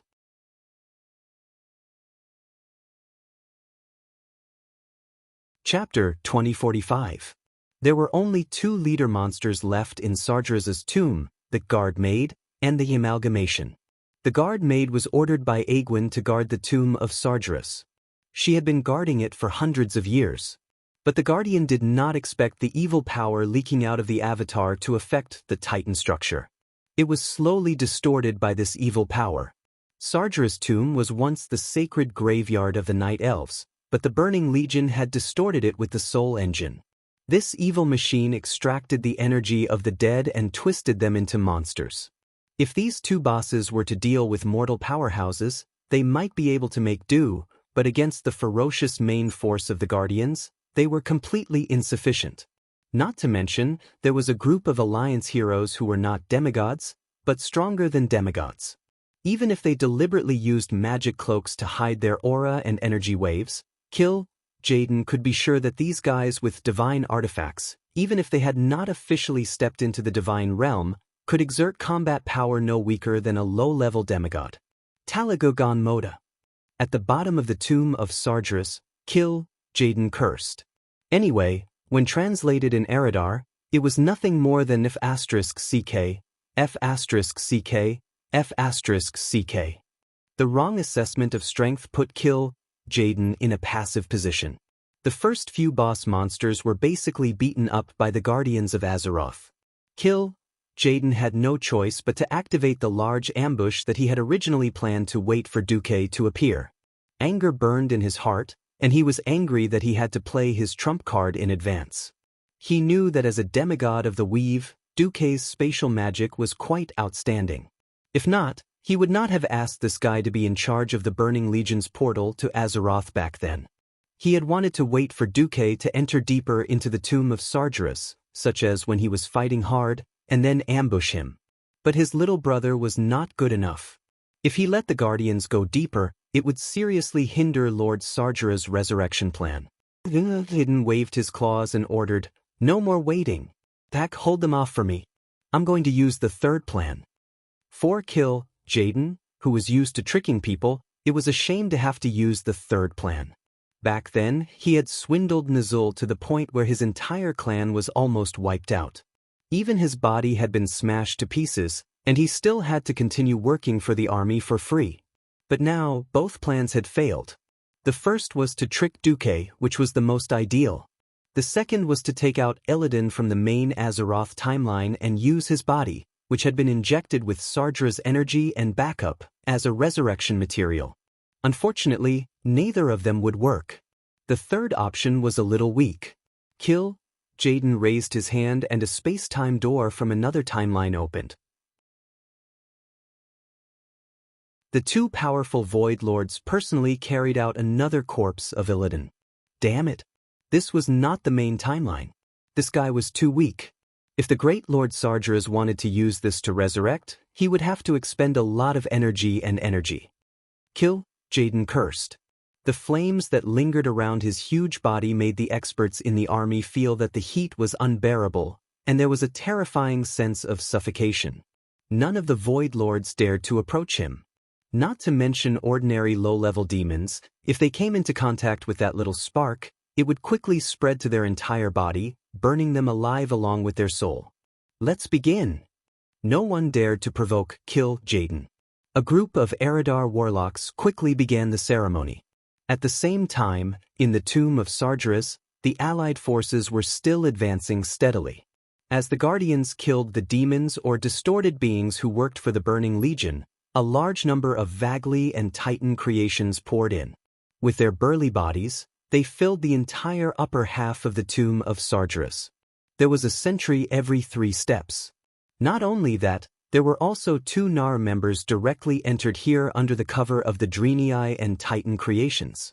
Under the guidance of the priests of the Elun Sisterhood, they cooperated with the power of Elun and used holy light to purify the evil energy in the tomb. At the forefront of the tomb, the demigod duo of the Kiraj twin emperors and a group of newly promoted bug leaders were opening the way. Most of the demons along the way were destroyed by the bugs. After the sizable elite bugs fought off the demon troops, there were follow-up bug workers to clean up the corpses. By the time the main force arrived, there would be only dirty demon blood left on the road, and there wouldn't be many broken limbs left.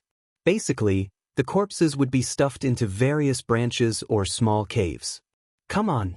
It's none of our business. It's as easy as going on an outing.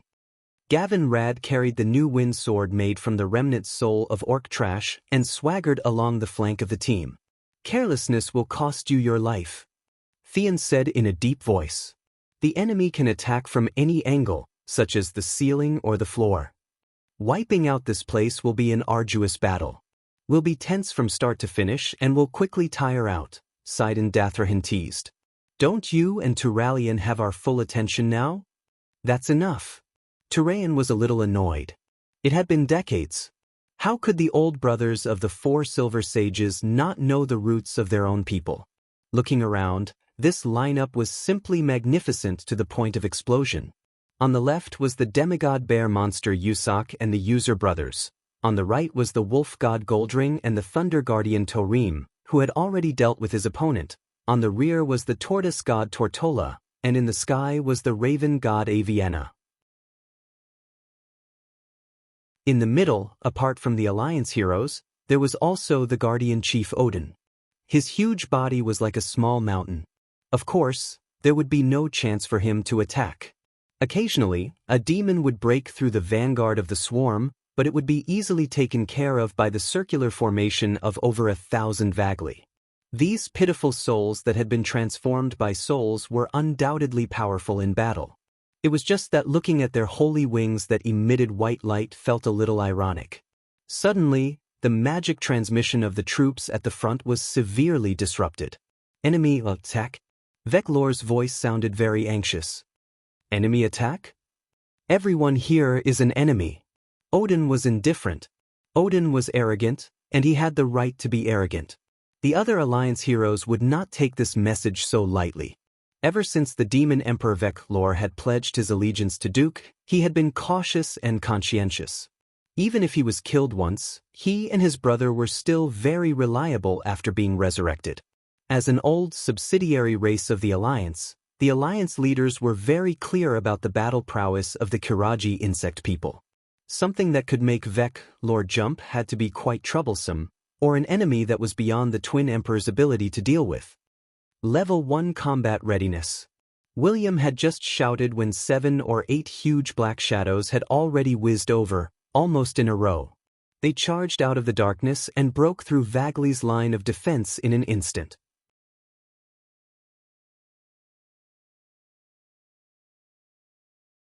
Chapter 2046. Kazakh. Someone in the Alliance immediately recognized the huge demon that was charging at the front. It's him. It's not him either. His soul is very mottled, and it's almost not his original body. He's probably become another existence after some kind of enhancement, Thrall shouted. The former chief of the tribe, and now a shaman master belonging to the Alliance, Thrall's attainments in the field of souls could be said to be at the peak. His words were authoritative in this regard.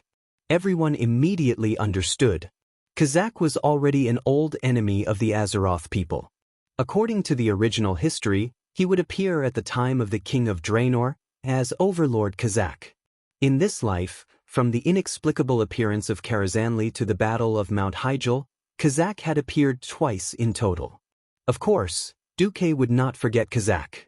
After all, without the entire time of the King of Draenor, the enemy that appeared inside was likely to be delayed until now. Duke guessed correctly.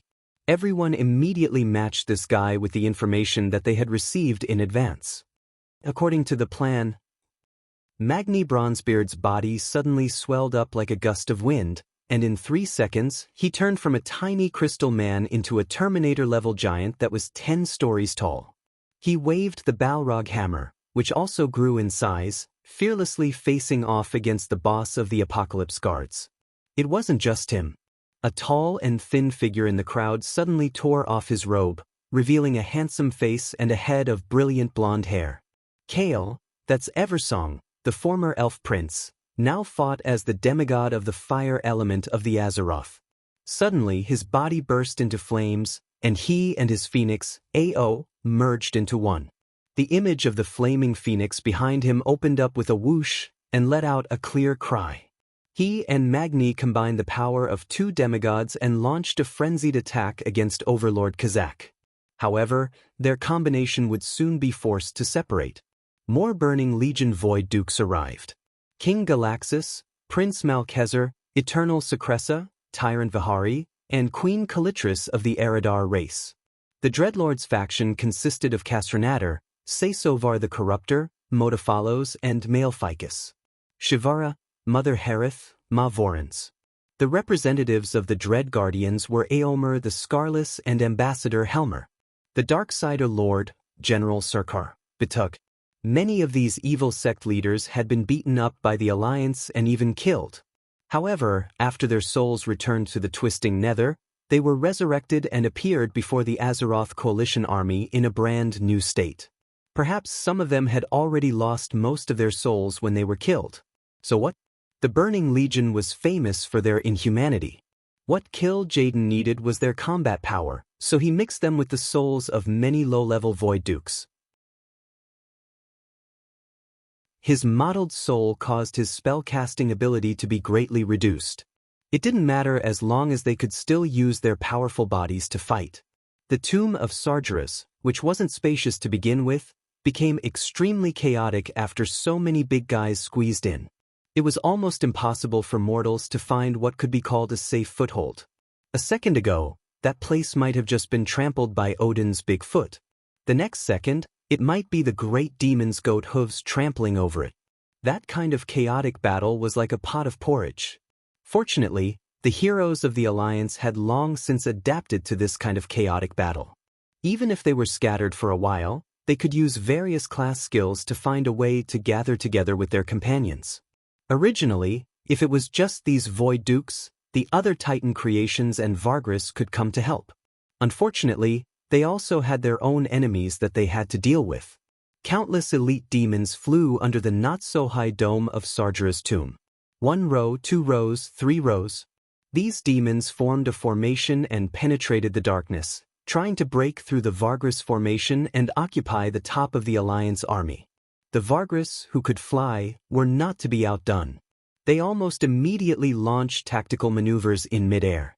While dodging the rain of shadow arrows and fireballs, they attacked the demons with white and gold light beams of holy power. Even though they tried their best to intercept them, many flying demons still swooped down and attacked the Alliance heroes below. There were too many demons. Archers like Hadgeron Brightwing and Chandri's Feathermoon couldn't shoot all of them. For a moment, Chandri's wanted to use a big move.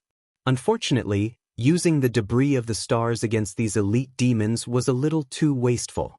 In this underground tomb that was shrouded by Sargera's evil power, Ilun's power was greatly weakened, and she could barely borrow it.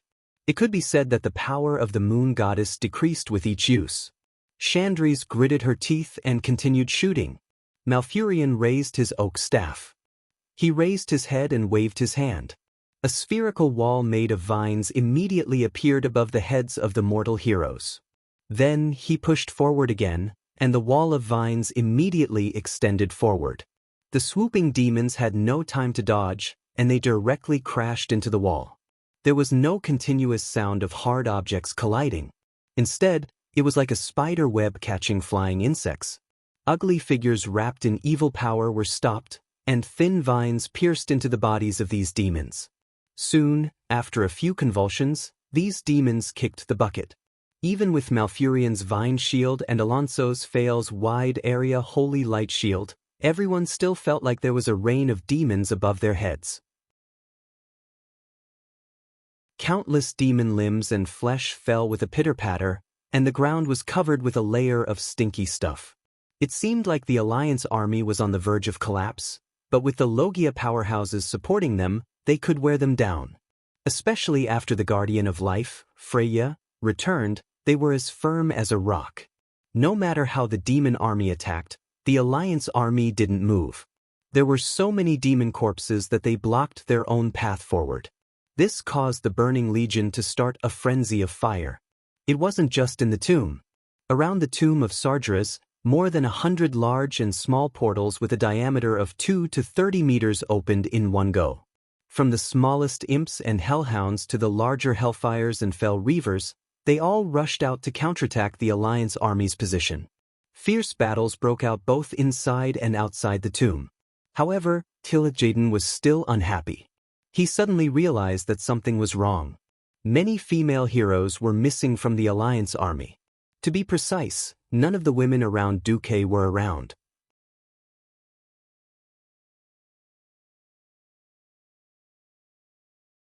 Chapter 2047. This was definitely not normal.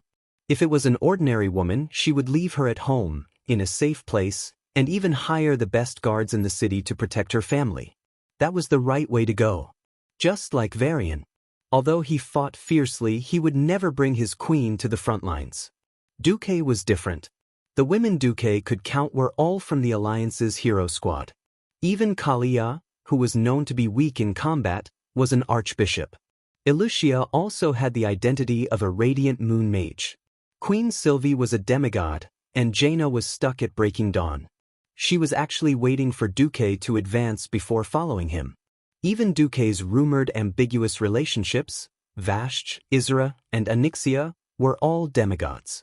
And then there were the professions, main tanks like hoofed paladins and black dragon warriors, damage dealers like mages and rangers, and healers like priests and priests.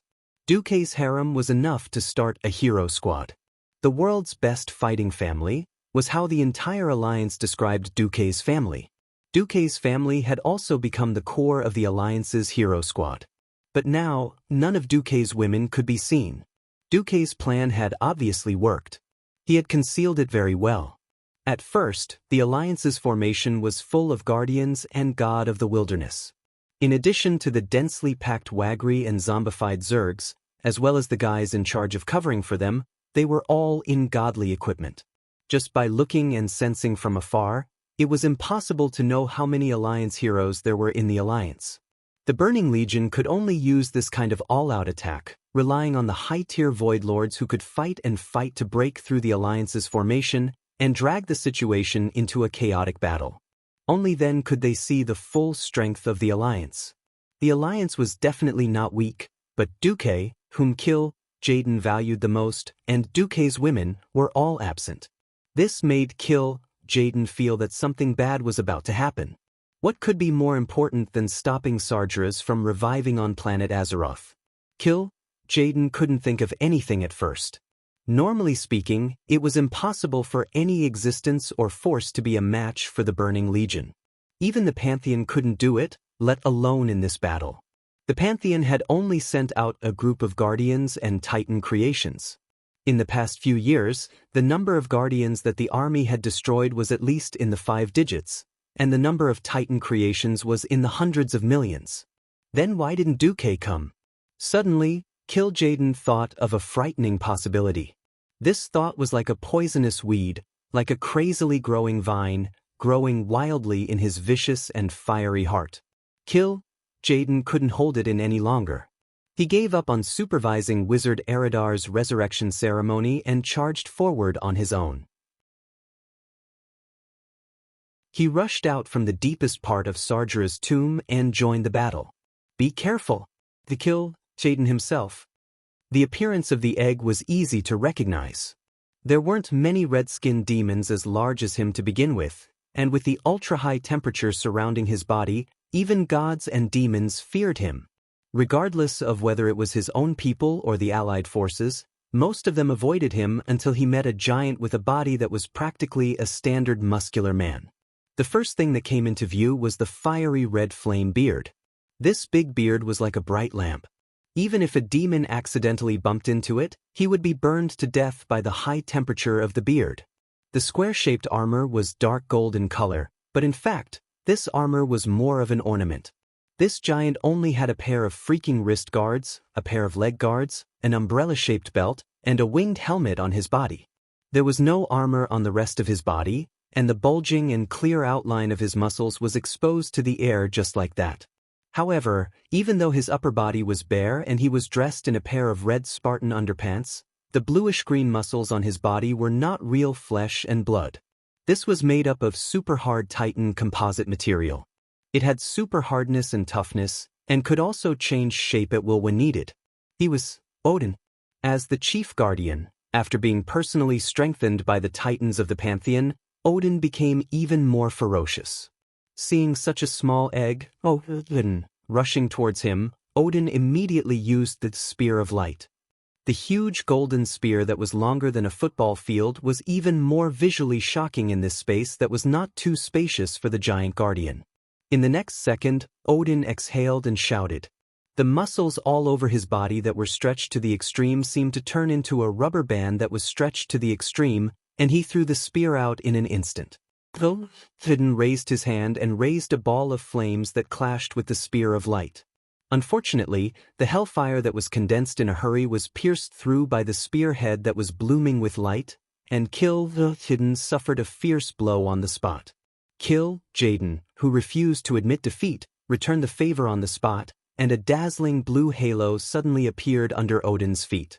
In less than half a second, the halo exploded with a loud bang, and its powerful shadow energy caused even Odin, a 10-story giant, to stagger and fall forward. This was the egg's killer move, fragmentation singularity. Both of them suffered a fierce blow, but for both of their extraordinary physiques, it did not hurt. It did not itch. At their level, the traditional sense of Achilles' heel no longer existed. Of course, there was no dodging or anything like that. Two large humanoid creatures with powerful energy competed in each other's defense, vitality, and the ability to cause damage to the enemy. The shadow magic of chicken and egg was powerful. Odin's power of light was also very powerful. Kill Jaden seemed to realize that Odin was not an opponent that he could kill in an instant, and he also calmed down from his anger. When a high-grade Void Lord helped him withstand Odin's fierce slash, he launched a huge trap-type magic. It was a large-scale spatial transfer. The members of the entire front of the coalition army, including Odin and Torim, the Kiraji twin emperors, and more than 10 Alliance heroes, including Tyrion and Gavinrad, were involved. When they came back to their senses, they found that they were already on a huge, square-like platform, surrounded by the void. Countless streams of light that resembled falling stars, as well as the radiance of energy flashed around the platform. Tarim immediately warned, "Be careful. This is the gap between time and space. Don't fall, or you mortals will die." Jaden ignored the reactions of the other mortals and the Titan Guardians. He went straight to Odin, who should have the highest status, and asked, "Where is that little bastard Duke Marcus? Where is he? Why didn't he come?" He was indeed worthy of being called the most perceptive demon. He saw a lot of things from the fact that Odin had fought him head-on just now, but no one had covered or supported Odin.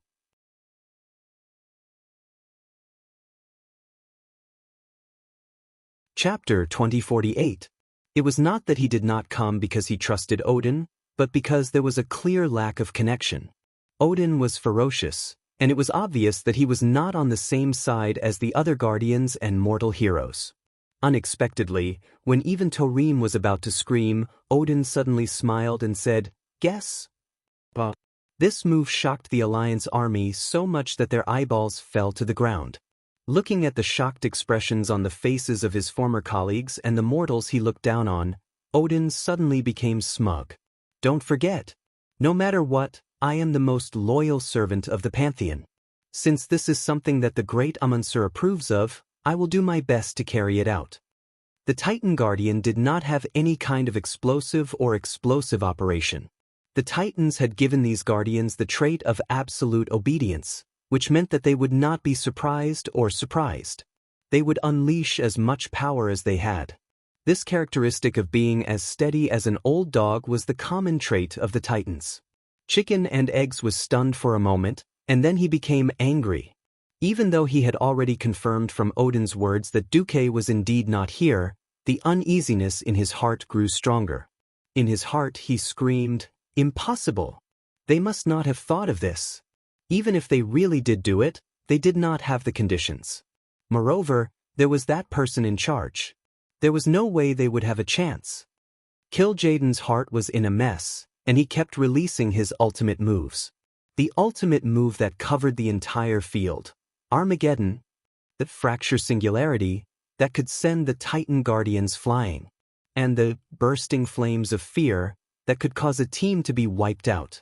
All kinds of powerful Eridar tactics were thrown out one after another. But the more ferocious he was, the more it proved the anger in his heart. This was already the third time. The first time was in the Ancient War, where he was tricked by Duque's infernal affairs.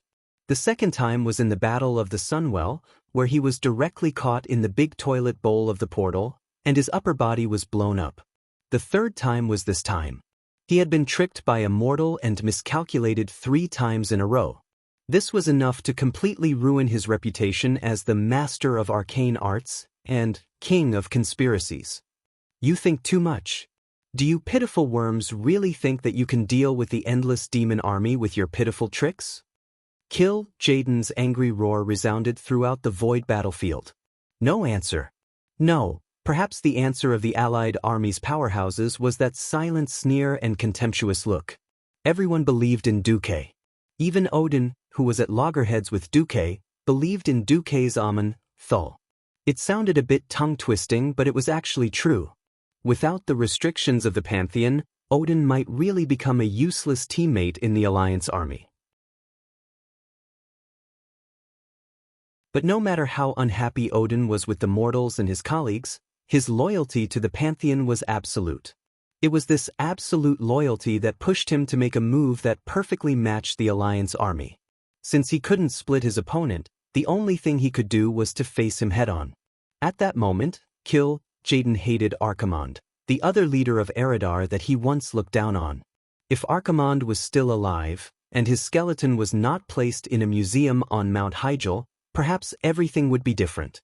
If he was up against a group of Alliance powerhouses with ordinary human bodies, his size would definitely have an advantage.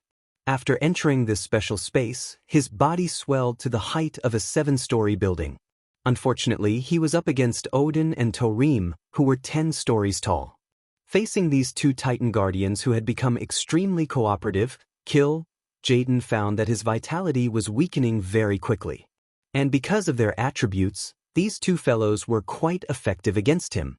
One mainly used holy attacks, coupled with lightning, and the other was pure lightning. The two fierce guardians were already hard to deal with. Jaden calmed down and made full use of his home advantage. It was not impossible for him to kill these two fellows. But after adding the other demigods and mortal heroes into the mix, Jaden was very annoyed. Theon's, Ashbringer, and Gavinrad's new artifact, Wind Elemental King, Ikir's Wrath, were a perfect match for the two guardians. What was even more disgusting was the Kiraj twin emperors. After realizing that they could not cooperate with the two guardians, the twin emperors simply retreated to the side and did nothing but fight Jaden's reinforcements. This was not a void that was completely cut off from the outside world. This was just a special space rift that Jaden had developed. It was used by him to divide the Alliance powerhouses. From the beginning to the end, he had never thought of separating himself. On this huge void platform that was the size of 4 football fields, there was actually a portal that was specially used to teleport void lords over to help. The twin emperors were guarding the door as door gods. If it was Jaden dealing with the twin emperors, it would be a piece of cake, but ordinary high-level void lords were really no match for these two brothers. If you were good at physical attacks, let the demon emperor, who was immune to physical attacks, fight you. If your magic was good, let the sword emperor fight you head-on. Anyway, they would just guard the portal and not let you big void lords come in. The twin emperors didn't care about the smaller demons and left them to the Alliance heroes.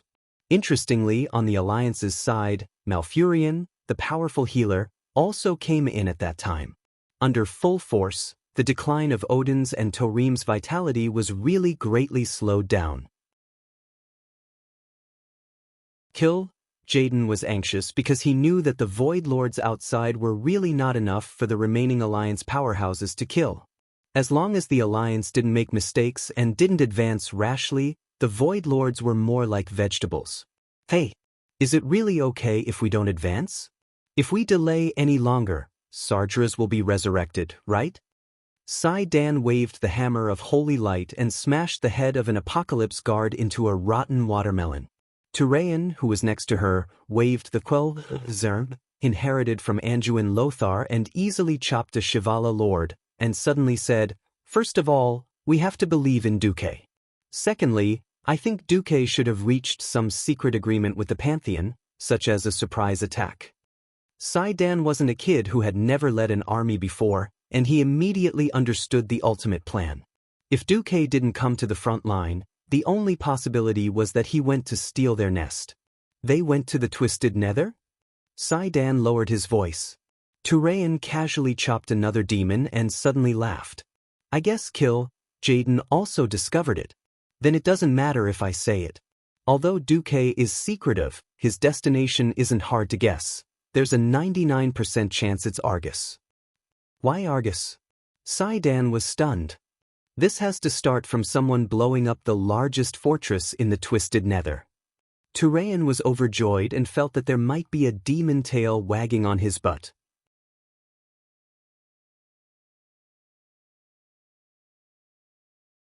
Chapter 2049. Why Argus? That was a good question.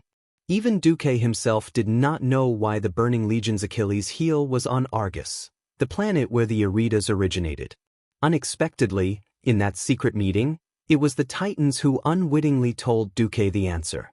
That was because a certain despicable and shameless Void Duke, the biggest traitor of the Burning Legion in the past 25,000 years, had used the energy recoil from the Well of Eternity to blow up the largest fortress in the distorted void.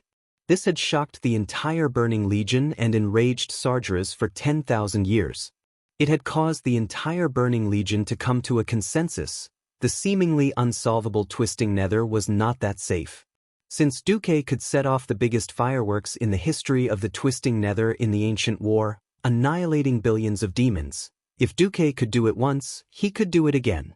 So, even though the explosion in the Ancient War did not really hurt Sardras, kill Jaden, and the three Archimonde powerhouses, it made the three of them feel like they were sitting on pins and needles. After a long discussion, they made an unexpected but reasonable decision to transfer the soul cores of the three of them and all the Void Dukes under the Legion to Argus. This was because there were two titans guarding Argus. The Avenger, Agrima, was once one of the noble titans of the Pantheon. After being defeated by Sargeras, he was reborn as a titan of destruction by Sargeras' evil power. He was now entrenched in the core of Argus, guarding the power that could destroy the universe and the soul cores of the three burning Legion powerhouses. The other one was the Nirvanic Argus. That's right, this guy was the planet Argus, a titan born from the planet Sol. Unfortunately, from the day his soul awakened, he was destined to go astray. When Sargeras bewitched the two Irida's powerhouses, he had his eyes on Argus' soul. Because this soul had the power to become a titan. With the constant infusion of dark energy, Argus the Terminator had become a fallen titan around the time of the Ancient War. The two fallen titans, Agrima and Argus, were the Burning Legion's ultimate secret weapons. If they didn't take advantage of Sargeras' resurrection in Azeroth, Archimonde hadn't resurrected yet, and kill Jaden was personally at the front lines, they could take down two fallen titans in one go and destroy the Burning Legion's undying legend. Then, no matter how long they resisted and how many times they repeated similar battles, the Burning Legion would still not lose in the end. At this moment, more than a light year away from the Azeroth, a spaceship beyond the imagination of mortals was warping through space. This kind of space-folding technology that ignored distance and reached the destination in a way that was almost like cheating was a black technology that even Duque's Earth hadn't developed yet. In the Pantheon Temple, this kind of technology was common. Outside the porthole, there were countless flashes of light. Inside the flying shuttle, there was a slight tremor. Sitting on the captain's throne, Duque looked around. The spaceship was huge. It was originally provided for the use of Titan creations, and the bridge alone was the size of 10 football fields. His eyes were filled with gorgeous Titan-style decorations, towering pillars, and Titan runes everywhere. And the guy driving the ship, it was Duque's old friend, the Observer, Orgarin. This giant Titan creation that seemed to be made up of constellations looked back from time to time, revealing a smile that could have been flattering. This guy probably knew that his fate was in Duque's hands. The captain's throne was so F***ing big, it was originally meant for guardians or titans to sit on. The seat alone was 30 meters by 20 meters, and including the protruding corners, the total area was more than 650 square meters. It was even bigger than Duque's ducal mansion in Stormwind. Feeling the space flashing by outside the spaceship, Duque felt as if he was in a world of silence. But there was a voice in his heart that was becoming clearer and more certain. This was the last battle. Crossing over from Earth, becoming a part of the surging pulse of the river of Azeroth's fate, merging into the main timeline that gathered countless lives and time branches, combining the fate of countless existences and billions of voices of resistance, finally condensing into today's situation. As long as they won this last battle, all the suffering, all the threats would end. Perhaps the competition for survival resources among the various races meant that no matter which world it was, there would never be true peace. At the very least, there wouldn't be any terrifying evil forces like the Burning Legion that would crush a few planets at the drop of a hat. Was it excitement? Was it nervousness? Was it anticipation? Or was it just a desire for closure? Even Duque himself couldn't say for sure. Hot blood flowed in his divine body. It was the roar of the elements, and also the roar of his spirit and soul. But Duque's heart was extremely calm. Quietly watching the monotonous starlight passing by on the main screen, his gaze seemed to pass through the shackles of time. It was his honor to be able to join the world of Azeroth. Except for him, no one else on Earth knew that the game they loved was actually a projection in the mind of a game designer from another world. When the game designers who were jokingly called Glass Scum created the game World of Warcraft, they would never have imagined that there was such a world hidden behind their genius design concept. Duque was fortunate enough to witness the destruction of the old Stormwind city in flames. He saw the birth of a brand new alliance in flames and blood. thanks to his prophetic ability, he changed the fates of countless masters and people. However, this great reversal of fate didn't come only from his gift. It was the struggle of all the people of Azeroth against the fate of destruction. Every hopeful person threw himself into the struggle and wrote a brand new epic with his blood and life. Heroes were born in troubled times. He thought back to the faces that should have died long ago, but were still alive and well because he had changed their fates. Suddenly, Duque felt a sense of satisfaction. Even if it was only in his own spiritual world, looking at them in his own memories and comparing their faces, he actually felt a strange feeling of being shocked by himself. In the game, all the regrets were made up. The current situation was more like the vision that all players, including himself, had hoped for in the past. Duque finally understood that he didn't come to this world alone. He was the embodiment of the best wishes of every World of Warcraft players. You're tuning in to the Passion Pages YouTube channel. We're so grateful for your support, and don't forget to subscribe to join us on this incredible journey through captivating stories. Your generosity through donations truly makes a world of difference, as it's the primary source of revenue that allows me to expand and enhance this channel for you. Thank you from the bottom of my heart for being a part of this adventure.